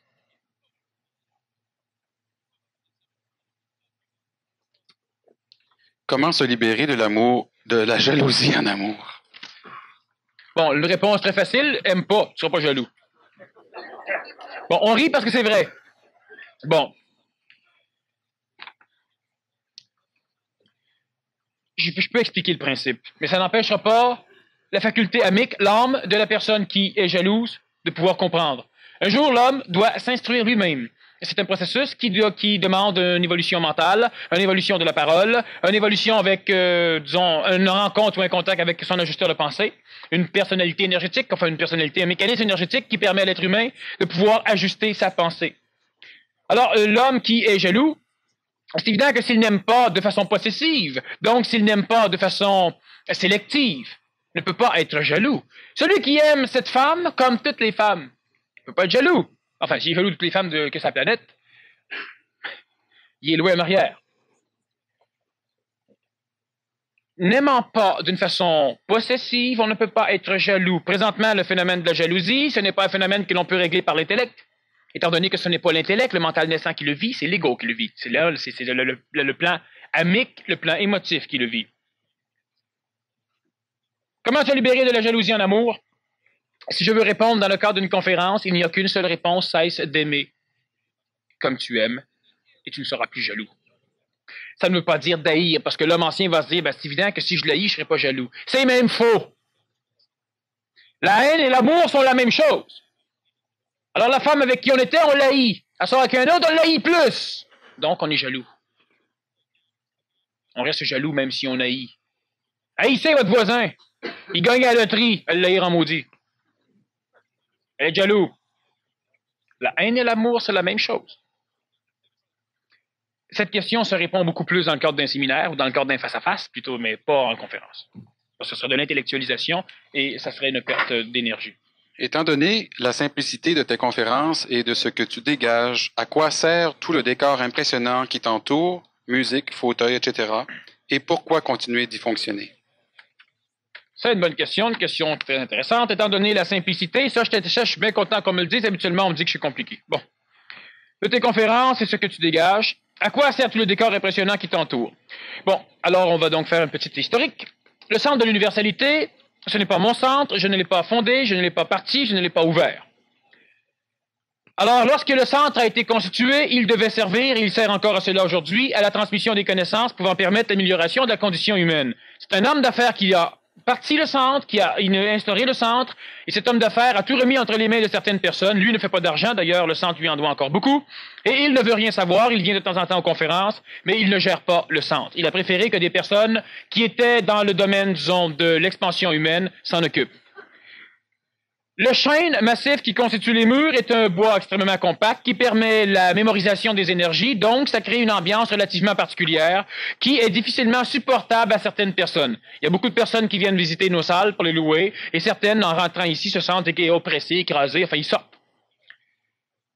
Les peintures sont des peintures qui représentent différents personnages qui ont transformé l'humanité. Alors on a Moïse, qui a été l'instigateur de la religion monothéiste, donc la première religion à un seul Dieu. On a Pythagore, le père de la mathématique. Je crois que on n'a pas besoin d'expliquer comment la mathématique a changé l'humanité. On a le Nazaréen. Je crois que on n'a pas besoin d'en parler beaucoup non plus. On a Michel de Nostredame, le prophète qui hante encore la cervelle des hommes anciens par rapport aux apocalypses, et on ne sait jamais si ce qu'il a dit va ou non se réaliser. Alors lui aussi a donc transformé l'humanité, parce que si aujourd'hui on a peur d'une guerre entre les Russes et les Américains, c'est grâce à la prophétie de Michel de Nostredame, Nostradamus, on a peur de l'apocalypse, beaucoup plus que ce que Jean de Patmos a amené. Si on regarde le conte de Saint-Germain est celui qui a permis l'astralisation de l'âme de la femme, c'est lui qui a inventé les teintures pour cheveux, les teintures à linge, il a inventé énormément de phénomènes pour la femme, c'est lui qui a aussi obligé les États-Unis à devenir indépendants de l'Angleterre, donc il a permis la création du seul peuple de liberté ou libre sur la planète, un peuple qui recevait toutes les sortes de races, et ce sont donc les États-Unis d'Amérique. Je crois que les États-Unis, maintenant, dirigent suffisamment la planète pour dire que ça a changé la face du monde. Paracelse, le père de la chimie, quoiqu'il était un alchimiste. Platon, le père de la philosophie, du phénomène de pensée. Salomon, le plus grand roi. D'ailleurs, le plus grand bonhomme aussi, si on regarde au niveau mâle, il y avait 400 concubines, c'est pas 4000. Les livres se contredisent. C'est le plus grand roi et c'est le premier roi à avoir demandé un cœur intelligent lorsque une entité intelligente lui a demandé ce qu'il voulait. Alors Dieu lui aurait dit, si tu veux des armées, je t'en donnerai. Si tu veux ceci, tu l'auras. Si tu veux des richesses, tu l'auras. Et lui, le bonhomme, il a répondu, non, je veux un cœur intelligent. Alors Dieu lui a dit, parfait, tu as ton cœur intelligent et avec cela, tout le reste. Si on regarde Hermès Trismégiste, on regarde le caducée qu'il a dans la main, symbole de la médecine aujourd'hui. Alors c'est aussi le père de la médecine moderne. Tandis que les trois autres peintures sont là, en ce qui me concerne, pour boucher les trous, mais ils ont une certaine affinité pour d'autres conférenciers. Alors chacun peut expliquer ces choses. Bon. Donc, le centre de l'universalité, ce n'est qu'un endroit avec des salles. C'est mieux que dans un hôtel ou dans un sous-sol d'église ou une salle d'école. Et il y a donc une forme énergétique qui permet à certaines personnes. Il y a beaucoup de personnes la première fois qu'ils sont venus me rencontrer. Pourquoi moi j'accepte de travailler dedans? Peut-être qu'un jour on va moderniser. Peut-être. Mais de toute façon, moi ça me va, je m'adapte. Ça va bien. Il y a des personnes qui sont venues me voir et qui me prenaient pour Satan. Voyant la peinture du Nazaréen, ils se sont dit, ah, peut-être c'est pas ça. D'autres sont venus en disant, ah, c'est une religion. Ah ben non, merde, il y a, ah ben peut-être que, ben voilà. Alors je crois que écologiquement, c'est déjà assez dur ce qui se passe ici. Ça fonctionne bien. Ça permet aux personnes de pouvoir s'ajuster. Ça crée donc une ambiance qui s'ajuste relativement bien. Les fauteuils vont avec le salon. Ça a été acheté chez un antiquaire à un moment donné. Le mien est confortable, le sien ne l'est pas du tout. C'est ce qu'on appelle être sur la sellette. Alors la question, elle est intelligente. C'est intéressant à un moment donné qu'une personne se pose la question, parce qu'effectivement, l'homme nouveau dans un décor ancien. L'homme nouveau n'a jamais été contre le monde ancien, et l'homme nouveau n'a jamais été non plus contre l'homme ancien. Ces personnages ont changé l'humanité, et je ne les vénère pas. C'est intéressant, de toute façon, de pouvoir se servir énergétiquement de ce qu'ils ont fait, parce que c'est sur la base, sur le sommet de la vie de ces bonhommes, que nous pouvons construire la base de notre vie. Alors c'est tout à fait parfait. On leur dit pas merci, ils ont fait ce qu'il y avait à faire, et puis nous, on fait ce qu'on a à faire. Et puis c'est merveilleux. Une question qui nous a échappé dans la première partie, c'est le Nazaréen aimait de quelle sorte d'amour? Ça t'a peut-être échappé, pas moi, parce que j'en ai parlé. J'ai expliqué que le Nazaréen aimait d'un amour qui n'était pas sélectif parce qu'il avait même parlé d'aimer ses ennemis. Le Nazaréen aimait donc d'un amour qui n'était pas de jouissance. Il ne tombait pas en amour parce qu'il ne pouvait pas tomber en amour. Il ne vivait pas d'un amour humain. Lorsqu'un enfant de 12 ans dit à ses parents qu'il le recherchait, « Bon, pourquoi vous m'avez cherché? Il est temps que je commence à m'occuper des choses de mon père, de son esprit. » Il s'est pas excusé, il n'a pas dit, ben oui, c'est vrai, j'aurais dû y penser, c'est pour vous inquiéter. Puis non, il aimait ses parents. Mais il aimait ses parents comme un enfant nouveau aime ses parents. Il les a instruits. Comme ça qu'on aime, on instruit. On libère. Alors il a libéré ses parents de lui. Parce qu'il les aimait. L'amour intelligent est-il l'amour de l'ensemble des humains et leur univers? Peut-il être l'amour de soi? Quand l'amour de soi devient-il de l'égoïsme? L'amour intelligent, c'est de l'amour. On ne peut pas dire c'est l'amour de l'ensemble des humains. Parce que si c'est l'amour de l'ensemble des humains, cela voudrait dire qu'un jour l'homme nouveau entrerait en guerre contre une autre planète. C'est de l'amour. Tout simplement. Et pas que des humains.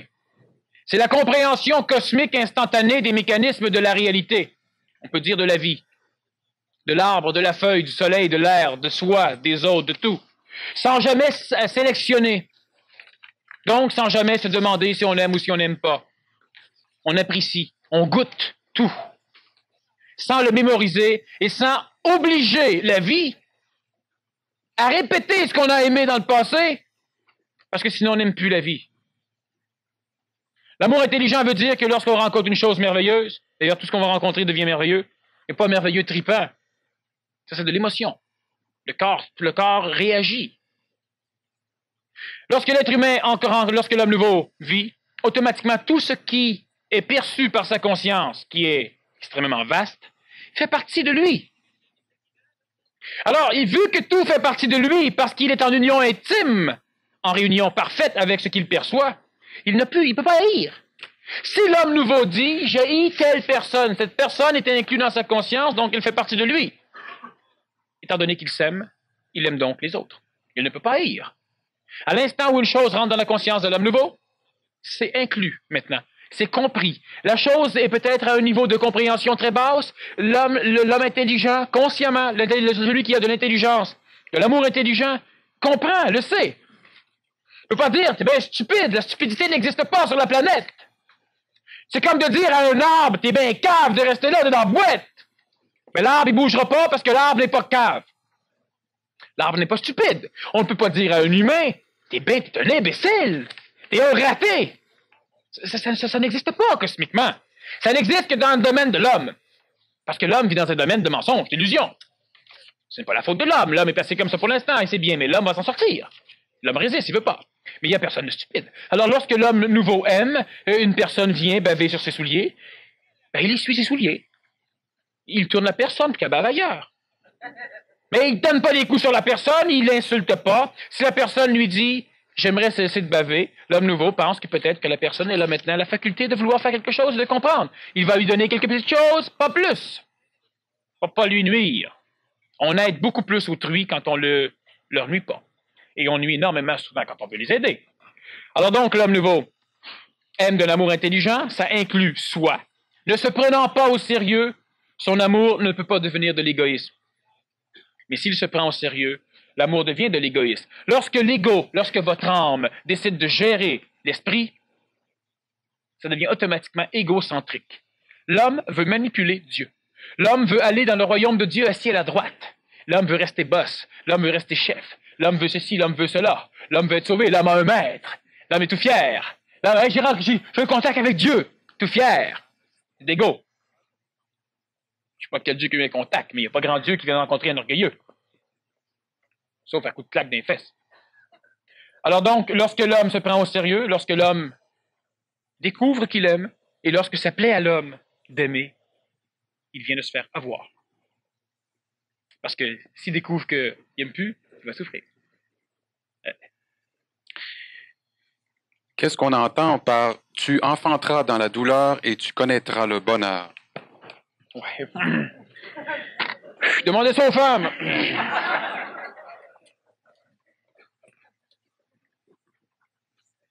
Je vais vous conter une petite histoire. Il y a de cela un peu plus que jadis, sur une terre qui n'est pas trop lointaine et qui portait le nom ancestral de Lémurie, une forme d'animal qui avait la faculté d'évoluer cellulairement plus rapidement que la majorité des autres animaux et qui, à un moment donné, a été en contact avec une race, ce qu'on appelle, on peut appeler ça, disons, des anges, une race hyper évoluée. Et au contact de cette race, sa cellularité biologique s'est améliorée jusqu'au jour où, et ces animaux avaient la faculté d'être hermaphrodites, c'est-à-dire qu'ils avaient les deux sexes ou aucun sexe, ils étaient capables d'enfanter, chaque animal pouvait enfanter lui-même un être T. À un moment donné, l'énergie qui permettait la vie, l'énergie vitale, a été focalisée au niveau du centre laryngé pour pouvoir permettre la parole et au niveau du centre cérébral pour pouvoir constituer un cortex associatif qui permettrait un jour à l'animal de pouvoir parler. L'énergie vitale nécessaire à la création d'un cerveau et du centre laryngé a été puisée à même la qualité ou la quantité d'énergie vitale permettant la procréation de l'animal. Alors l'animal a eu 2 fois moins d'énergie pour pouvoir se reproduire, ce qui fait que l'animal a cessé d'être hermaphrodite. Il a dû s'adapter, devenir sexué, de façon à s'unir avec un autre animal de son espèce pour que la moitié de son énergie vitale, mêlée à la moitié de l'autre, puisse constituer une totalité permettant la création d'un être. À partir de ce temps, ces animaux étaient sexués et enfantaient dans la douleur. Tu connaîtras le bonheur.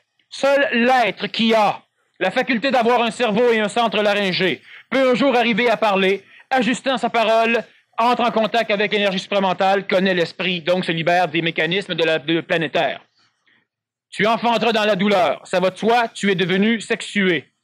Tu connaîtras le bonheur, ça va de soi, tu as plus d'énergie vitale pour pouvoir développer un cerveau et un centre laryngé, ce qui un jour va permettre à cette humanité qui enfante dans la douleur de pouvoir se connecter à son esprit, donc se libérer totalement de la terrestrification de l'époque. Je ne sais pas si c'est ce que l'on entend, mais voilà ce que ça veut dire. 2 questions qui sont reliées. Est-ce qu'un homme qui trompe sa femme peut aimer quand même sa femme? On ne trompe jamais sa femme. Et la suivante, il me reste un sentiment d'amour non malheureux, d'une ancienne relation. Cela n'empêcherait-il d'en aimer un autre? Peut-on aimer? Qu'est-ce que ça veut dire tromper sa femme? Ça veut dire avoir signé un contrat de quelque chose et ne pas rencontrer le contrat. Mais le contrat a été signé lorsque les 2 êtres humains avaient des affinités ensemble. 2 semaines après, ils se trompaient déjà. Parce que ce n'était plus comme c'était quand ils s'étaient connus. 2 ans après, 10 ans après, ils se trompent régulièrement. L'homme ne pense plus sa femme comme avant. Ça fait partie des entrelignes du contrat. Tromper sa femme, il faudra que le mot change. Si un homme couche avec une autre ou sort avec une autre, est-ce qu'il peut quand même aimer sa femme? Ça va de soi. Possiblement qu'il n'a plus besoin d'amour vital avec sa femme. Peut-être qu'il a appris à la connaître, à la vibrer sur un autre plan. Mais il restait encore un homme qui reste manipulé par le non-sevrage de son âme.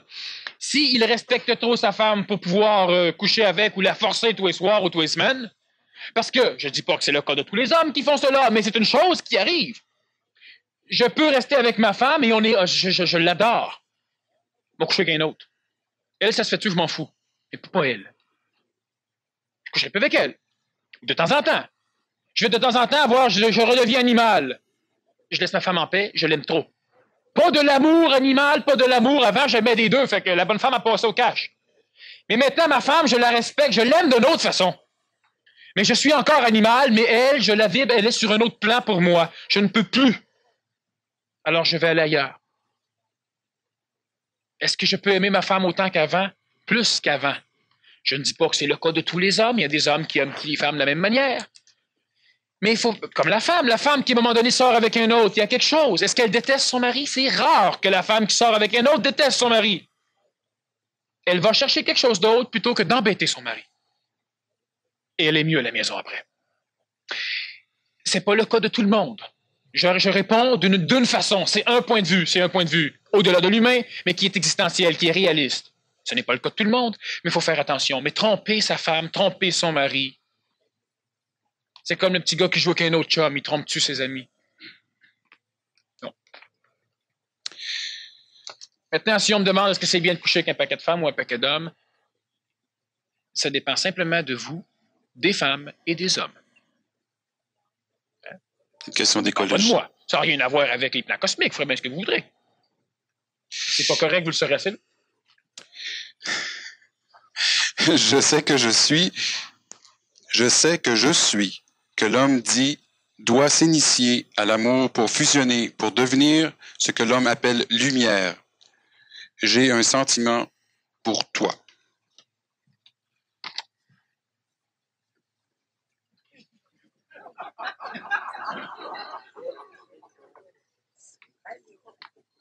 Bon, ouais, c'est pas une question. Alors, deux autres questions qui se... Ils sont similaires, hein? Ils sont sur des feuilles jaunes. Oui, même écriture.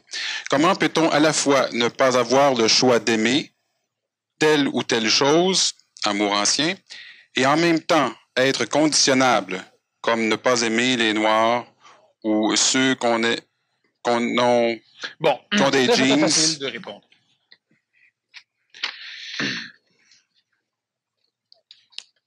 L'homme nouveau qui devient... Parce qu'il faut bien comprendre que l'homme ancien est polarisé. L'homme ancien, il est de deux façons. Il a en lui toute une mécanicité, toute une forme éducationnelle, archétypale, qui vient donc du fin fond des temps et qui est transmise par l'éducation, par la tradition. Et lorsque l'homme est bâti amiquement par ses parents, et lorsque ses parents n'ont pas su se libérer, l'énergie qui construit l'âme de l'homme, de l'enfant, est une énergie qui automatiquement reçoit les mêmes archétypes, la même formation, la même pédagogie, la même éducation, la même structure de l'énergétique au niveau de l'âme, qui oblige automatiquement l'enfant, qui devient adulte, à être sélectif déjà au niveau du plan de l'amour, parce qu'il a toujours appris que l'amour, c'était ça.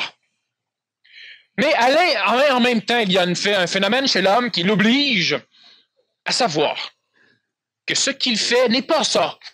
Le problème chez l'homme ancien, c'est qu'il ne sait pas ce qu'il devrait faire, mais il sait que ce qu'il fait n'est pas parfait. Lorsque l'on parle de l'homme nouveau, ou même l'homme transitif avancé, du moins sur ce plan, n'est plus programmable. Tu vas lui dire, un blanc, c'est pas correct.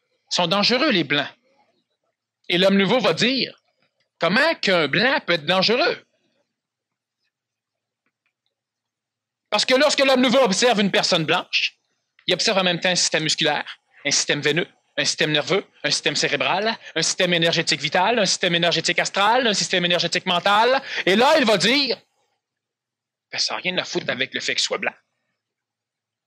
Alors, l'homme nouveau ne peut pas non plus haïr ou etc. un noir, ou un jaune, ou un handicapé, ou un détenu, ou un insocial.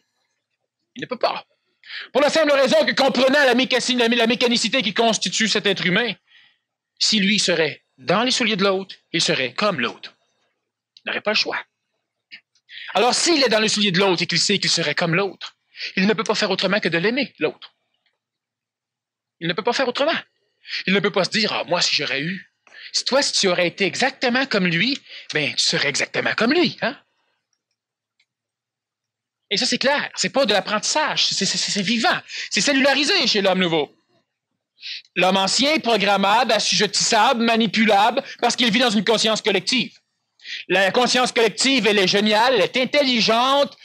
Merci, conscience collective. Mais aujourd'hui, c'est le temps qu'elle s'estompe, qu'elle disparaisse lentement pour permettre à l'homme nouveau de naître chez elle et de pouvoir vivre une conscience individuelle. Si un parent aime son enfant qui a 17-18 ans, il ne devrait pas intervenir dans sa décision, même si le parent est persuadé que l'enfant va à sa perte. Bon, l'enfant ne va sans doute pas à sa perte, il va sans doute vers lui. Et lui sera ce que lui sera. Si un parent aime son enfant, habituellement les parents aiment leurs enfants. Qu'ils les haïssent ou non, ils les aiment. Bon, ils ont une attraction pour eux. Il ne devrait pas intervenir dans sa décision. Il peut suggérer, il peut conseiller, intervenir à 17-18 ans? Non, il ne devrait pas. Parce que lorsque l'enfant voudra revenir, s'il y a des problèmes, il ne reviendra pas chez ses parents si les parents sont intervenus. D'une façon radicale, non, l'enfant va se sauver. Même si le parent est persuadé que l'enfant va à sa perte, sachez une chose, ce n'est pas quand l'enfant a 18 ans que le parent doit être persuadé qu'il va à sa perte. Il aurait fallu qu'il soit persuadé quand l'enfant avait 12 ans. Si l'enfant est structuré de façon à faire confiance aux parents, de façon à poser des questions aux parents, si le parent, même à l'âge de 12 ans, l'enfant dit « je vais à l'école, je trouve ça con », si le parent essaie de comprendre, de donner des raisons intelligentes et non pas de forcer l'enfant, si tout au long de l'éducation, l'enfant apprend à vivre avec ses parents comme si ses parents étaient des amis, si l'enfant va à sa perte, l'enfant va continuellement revenir voir ses parents pour pouvoir avoir des conseils, jusqu'au jour où les parents auront l'intelligence de libérer l'enfant des conseils pour que l'enfant puisse lui-même savoir de lui-même. Lorsqu'on arrive à un point, par exemple, où le jeune de 17 ou 18 ans veut, par exemple, se lancer dans la drogue, être pusher, en vendre tout plein puis pusher un peu, le parent sait très bien peut-être que ce n'est pas correct, sauf que le parent fait la même chose, mais disons que le parent ne fait pas la même chose. Il sait très bien que son enfant va vers la perte. Oui. Mais il y a beaucoup de personnes qui ont été vers ce genre de perte et qui aujourd'hui aident la société. Il faut leur laisser le temps de perdre un peu, de découvrir que tout ce qu'ils ont appris ne tient pas debout, de découvrir que la société qu'on leur offre et dans laquelle on les oblige à se déformer pour être acceptés par la société n'est peut-être pas la bonne. Il faut les laisser vivre. Et si on aime suffisamment, on va toujours donner le conseil approprié, mais d'une façon tellement délicate, tellement diplomatique, que l'enfant aura toujours le loisir de l'accepter ou de la refuser sans qu'il n'ait besoin sans que ça paraisse. Alors, votre enfant a un auto qui est tout croche, les pneus sont usés à la fesse, vous passez à côté, puis vous lui faites remarquer, tes fesses te chauffent-tu? Alors, l'enfant peut répondre non. Si on parle souvent comme ça que l'enfant va trouver ça drôle. Ah bon, ok, non, c'est parce qu'à regarder ton char, je me demandais. C'est tout. L'humain n'est pas fou. Si un jour cet enfant-là a changé ses pneus, il va les changer ses pneus. S'il ne connaît rien des pneus, ben là, on lui explique. Là. Ici, c'est la corde, ça, ici, là. Tu tires là-dessus, puis ça pète. Ben là, on lui explique. Si l'enfant sait tout, tu le laisses aller. Mon premier auto, moi, de toute façon, vous allez peut-être rire un peu. Moi, j'ai ri souvent. J'ai été acheter une auto parce que j'en avais besoin d'une. J'ai acheté une espèce de grand station usagé. J'avais jamais chauffé une auto de ma vie. Je l'ai pris à Verdun. Je restais à Montréal-Nord. Alors, il a fallu que je rentre avec jusqu'à Montréal-Nord par l'heure de pointe sur le métropolitain jusqu'à chez nous. Alors, je l'ai faite. Mon gros handicap a été de savoir comment la faire reculer parce que j'étais placé, il fallait que je recule pour sortir de l'endroit où je l'achetais et je ne savais pas qu'est-ce que les lettres en avant voulaient dire. C'était un automatique. Alors, j'ai essayé le premier déclic, ça a reculé. T'es chanceux? J'ai reculé. J'ai été au garage mettre de l'essence, je me suis rendu chez moi. Par la suite, je savais bien que je n'avais pas de permis de conduire ni d'assurance. Alors, je me suis dit, il faudrait que je m'inscrive à un cours de conduite. Alors, j'ai passé 3 mois à aller à mon cours de conduite en auto. Et une journée, évidemment, je me suis fait prendre à un moment donné parce que je suis arrivé en même temps que mon professeur et on a stationné dans le centre d'achat nez à nez. Lui, il y avait un petit char, le char d'école, moi, j'avais mon gros station. Alors oui, j'ai eu plusieurs crevaisons avec cette auto. J'avais l'intelligence de vérifier la roue de secours, elle était remplie, c'est parfait. J'ai eu une crevaison en allant vers Québec, faire une conférence, déjà à cette époque, j'étais un peu fou. J'ai eu une crevaison, et la roue de secours qui était pleine au départ était vide aussi en dedans. Alors j'ai appris. Oui, je me suis amusé. Des pneus à fesses, je connais ça. J'en avais 4. Je l'ai pété 2 en même temps à un moment donné. Environ un coin de rue Montréal, il n'y a aucun danger, tout allait bien. C'était très, très amusant, mais c'est comme ça qu'on apprend. Si la société serait plus compréhensive, on m'attaquerait moins les jeunes qui apprennent. Moi, j'ai été suffisamment fait, je me suis jamais fait prendre. Mais quelle est la différence entre moi qui s'est jamais fait prendre et celui qui sait toujours prendre? Aucune.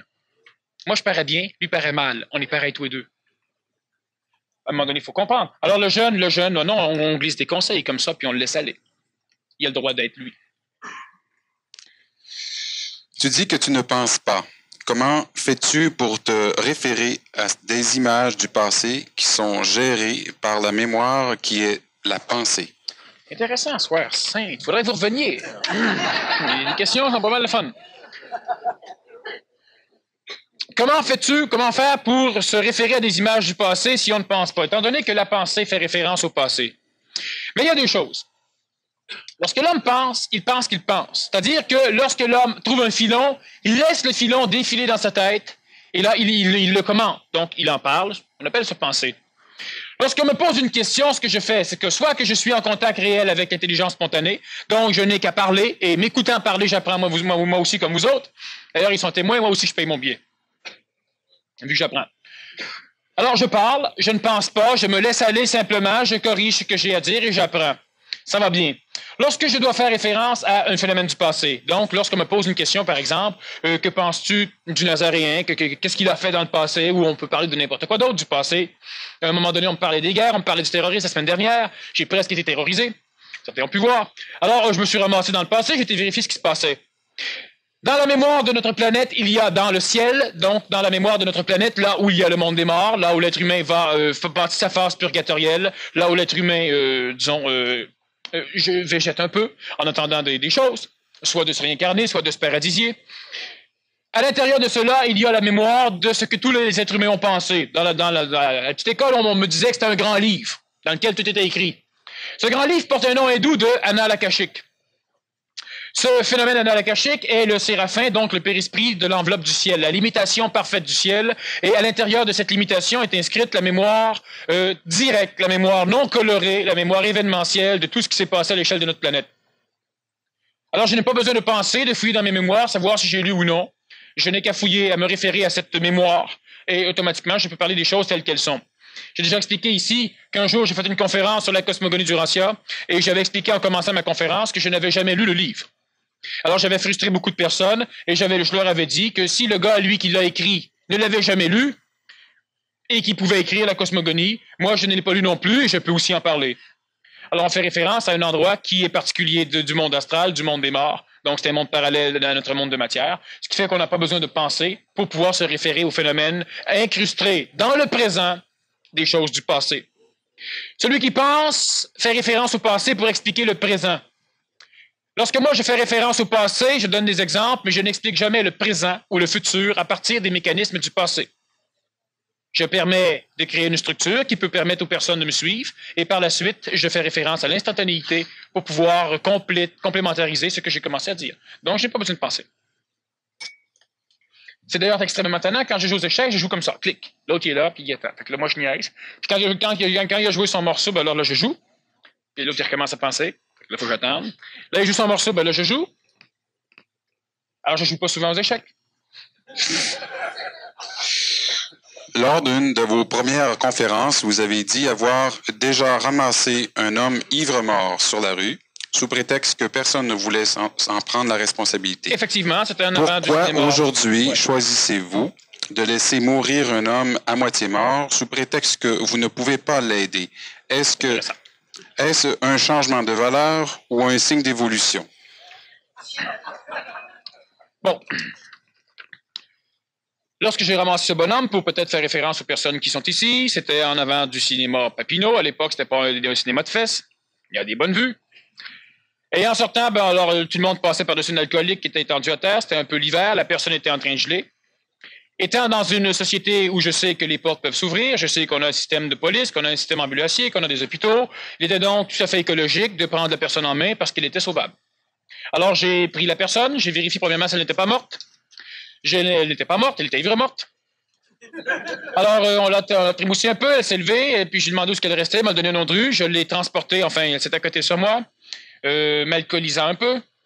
Et lorsque je demandais aux passants s'ils connaissaient ce nom de rue, que je ne connaissais pas à l'époque, personne ne me répondait, parce qu'on était convaincus qu'on était deux tueurs ou deux alcooliques ensemble. J'ai fini par trouver l'endroit, j'ai rentré chez un de ses amis qui ne boit pas, et lui a été tout à fait en extase de voir que ça se peut pas qu'un passant aille ramener son chum chez lui. Alors aujourd'hui, si c'est à recommencer, je refais la même chose. Tout à l'heure, je parlais par exemple, dans un pays sous-développé. J'ai été dans des pays sous-développés où on a des personnes, par exemple, qui sont dans des immenses tas de détritus. Ils ne chassent pas les mouches, ils les mangent. Et aller aider cette personne, il n'y a rien à faire. Cette personne, ce n'est pas un être humain, c'est un animal. Elle n'a pas de conscience d'elle-même, elle ne souffre pas. Vouloir la mener quelque part pour qu'elle devienne humaine, qu'elle apprenne à souffrir, qu'elle ait besoin après ça de travailler pour manger alors qu'avant elle n'avait pas besoin.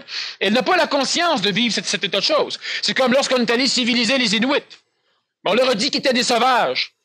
Mais ils étaient bien avant. Maintenant, ils sont civilisés. Là, maintenant, ils sont plus sauvages. Lorsqu'on est venu ici pour pacifier les Indiens, qui se battaient presque jamais, on les a unis contre nos ennemis. Puis comme nos ennemis ont pris le reste des mêmes nations, puis les ont unis contre nous-mêmes, ben évidemment, les Indiens ont commencé à s'entretuer, autrement que pour des motifs religieux. Parce qu'avant, l'Indien se battait que pour Dieu, enfin pour le Manitou, pour son Dieu, pour sa religion, pour le guerrier, le chasseur. Alors, ce qui arrive, c'est que même aujourd'hui, lorsque je rencontre une personne qui a des problèmes, si je peux l'aider, je l'aide. Si je ne peux pas l'aider, je ne l'aide pas. Comme une personne vient me voir ici et me dit, je suis alcoolique, je veux m'en sortir, qu'est-ce que je peux faire? Ben, je la réfère aux alcooliques anonymes. La société, elle est déjà construite pour recevoir ce genre de personnes. Alors, je ne veux pas la prendre en main. Là, je perds de l'énergie. Là, je perds mon temps et je lui fais perdre son temps. Je dis à la personne d'y aller. Si elle me dit, j'ai déjà été, mais ça n'a rien donné, bon, au moins, elle a fait un pas qui déjà peut l'aider. On peut peut-être jaser et on vérifie les choses. Mais aujourd'hui, je me promènerais, je rencontrerais un alcoolique à terre, je ne pilerais pas dessus. Puis ça n'a rien à voir parce qu'écologiquement, il traîne dans la rue, ça nuit. Et le bonhomme chaud comme ça, il nuit, parce qu'il empêche l'humanité d'évoluer. Oh, d'un iota, mais n'empêche que c'est un humain. Et si moi je le prends, je le relève et je l'amène chez lui, il restera toujours une trace chez lui, c'est qu'il y a quelque chose dans la société que lui ne connaît pas, parce qu'il ne se rappellera pas que je suis passé, mais il y a quelque chose de neuf qui maintenant existe chez lui. Ça fait quelque chose. Pour lui, je m'en fous. Mais c'est quelque chose qui est bon pour l'humanité, alors c'est quelque chose que je fais parce que je peux le faire. Mais si vous me dites, un jour tu passes, tu es dans c'est l'apocalypse, et puis là, il y a un paquet de personnes qui sont en train d'agoniser, qu'est-ce que tu fais? Ben, vous m'avez donné un exemple. Lorsque j'étais ambulancier, on pouvait arriver sur un accident d'auto, et là, il y avait 3 blessés. Une personne morte, non, c'est pas un blessé. Une personne très jeune, un enfant en train de mourir, et une autre personne qui est relativement gravement atteinte et qui va mourir dans les 5 minutes si on ne s'occupe pas d'elle. On est 2. Il faut qu'on se mette 2 sur un patient. Lequel? Qu'on s'occupe de l'enfant ou de l'adulte? On s'occupe de l'adulte. L'enfant, il est déjà en arrêt cardiaque, mais l'enfant qui meurt. Parce que si on s'occupe de l'enfant, on risque de ne pas le réanimer. Pendant ce temps-là, on perd l'adulte, donc on perd tout le monde. Alors l'enfant, tant pis pour lui. On s'occupe de l'adulte est toujours vivant, mais l'adulte perd énormément de son sang.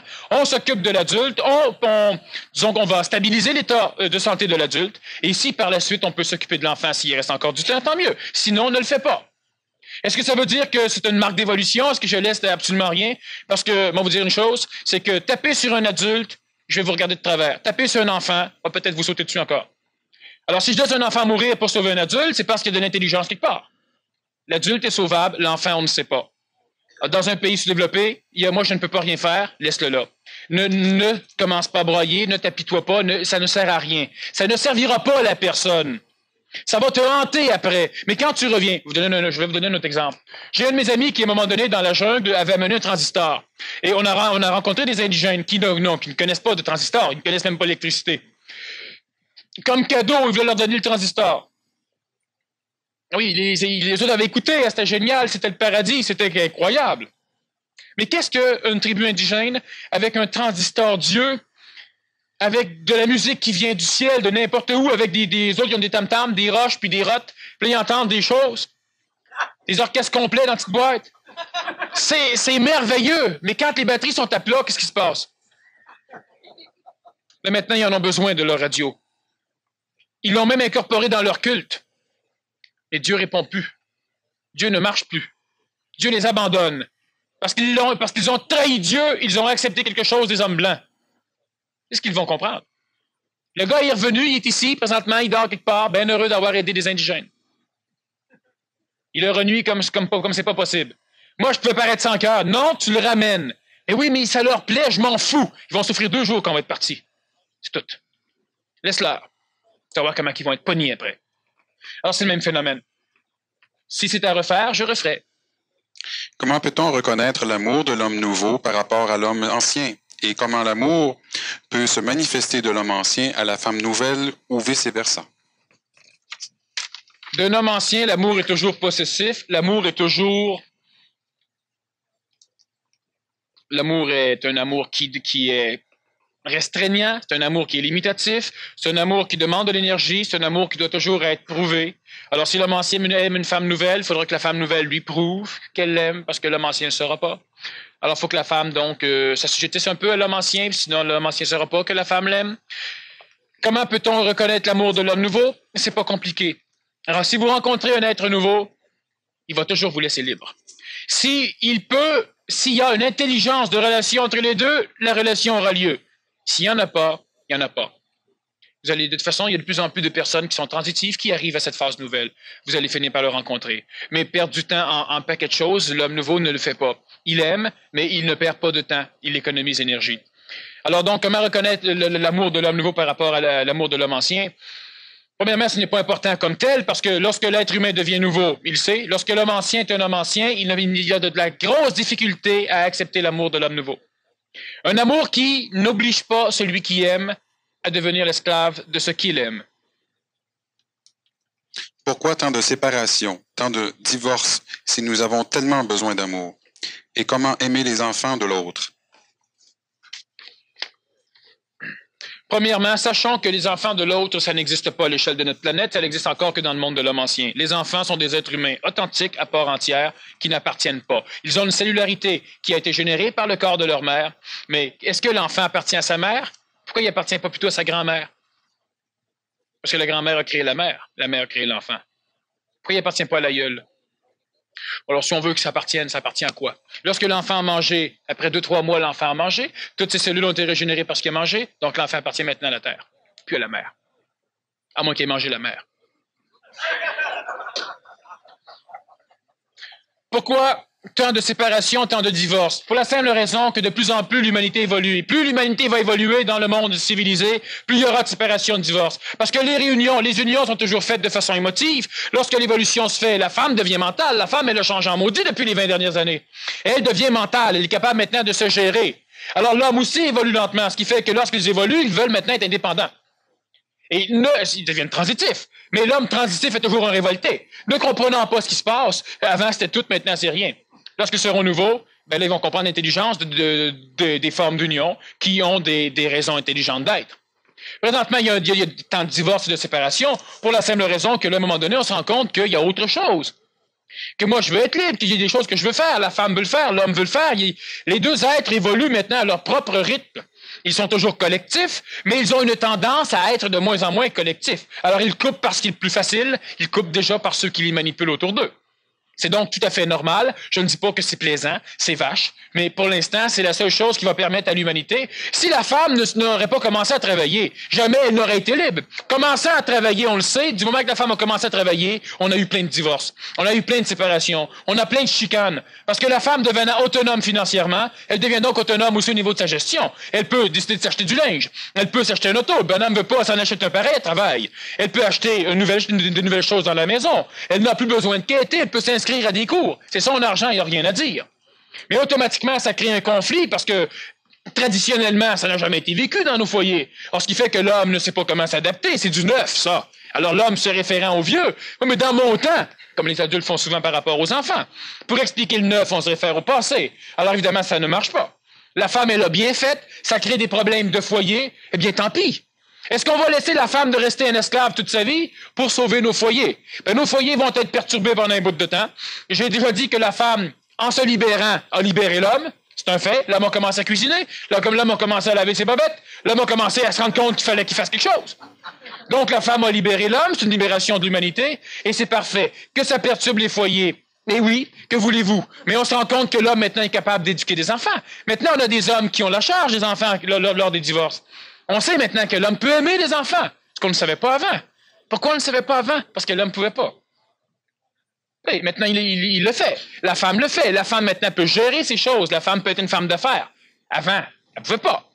Alors, je sais que ça crée des problèmes au niveau des foyers. Je suis contre ce genre de problème, mais je suis prêt à accepter ces problèmes pour que l'humain devienne intelligent. Les problèmes vont se résoudre par la suite et on n'en aura plus de ce genre de problème. Avec deux êtres libres, même, y compris les enfants. Plusieurs êtres libres. L'amour réel est-il lié à l'objectivité de la conscience? L'amour réel est simplement la perception des choses telles qu'elles sont. Simplement. Simple. Simple. Vous voyez une chose, elle est ce qu'elle est. Contentez-vous donc de la laisser être ce qu'elle est. Un être humain vient, il est ce qu'il est. Il n'est pas stupide, il n'est pas laid, il n'est pas beau, il n'est pas intelligent, il n'est pas flyé, il est ce qu'il est. S'il y a une relation que vous pouvez vivre avec, vivez-la. Quand la relation doit être finie, elle est finie. Aucune souffrance, que de l'amour, mais de l'amour intelligent. Objectivité, il faut s'entendre. Juste simplement accepter les choses comme elles sont.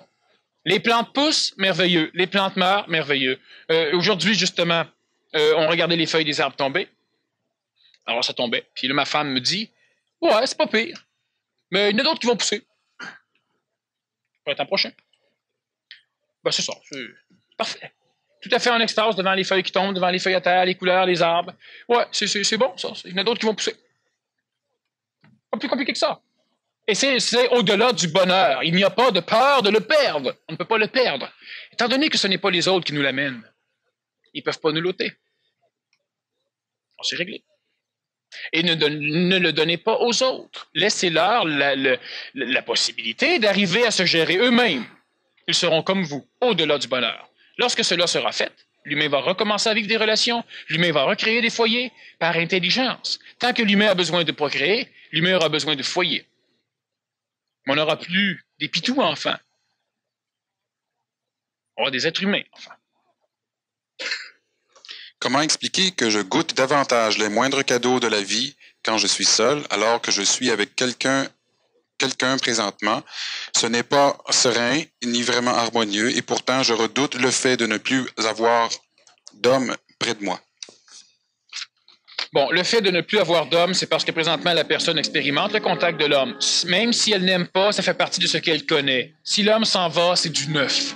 L'homme ancien, la femme transitive, la femme ancienne, elle a de la difficulté à accepter de vivre le neuf. L'âme ne veut pas vivre du neuf.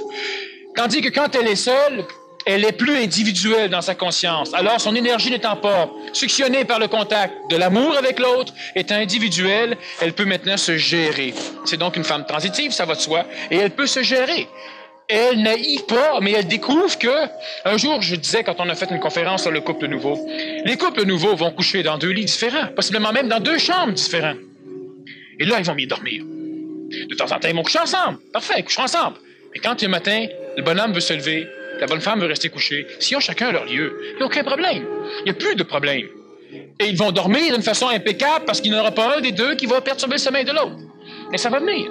De plus en plus. La femme qui pose cette question, il y a des choses qu'elle doit faire aussi pour pouvoir rester dans son intégralité. Sinon, elle reste collective, collectivisée quelque peu par l'homme avec lequel elle reste. Ce n'est pas mauvais, ce n'est pas la faute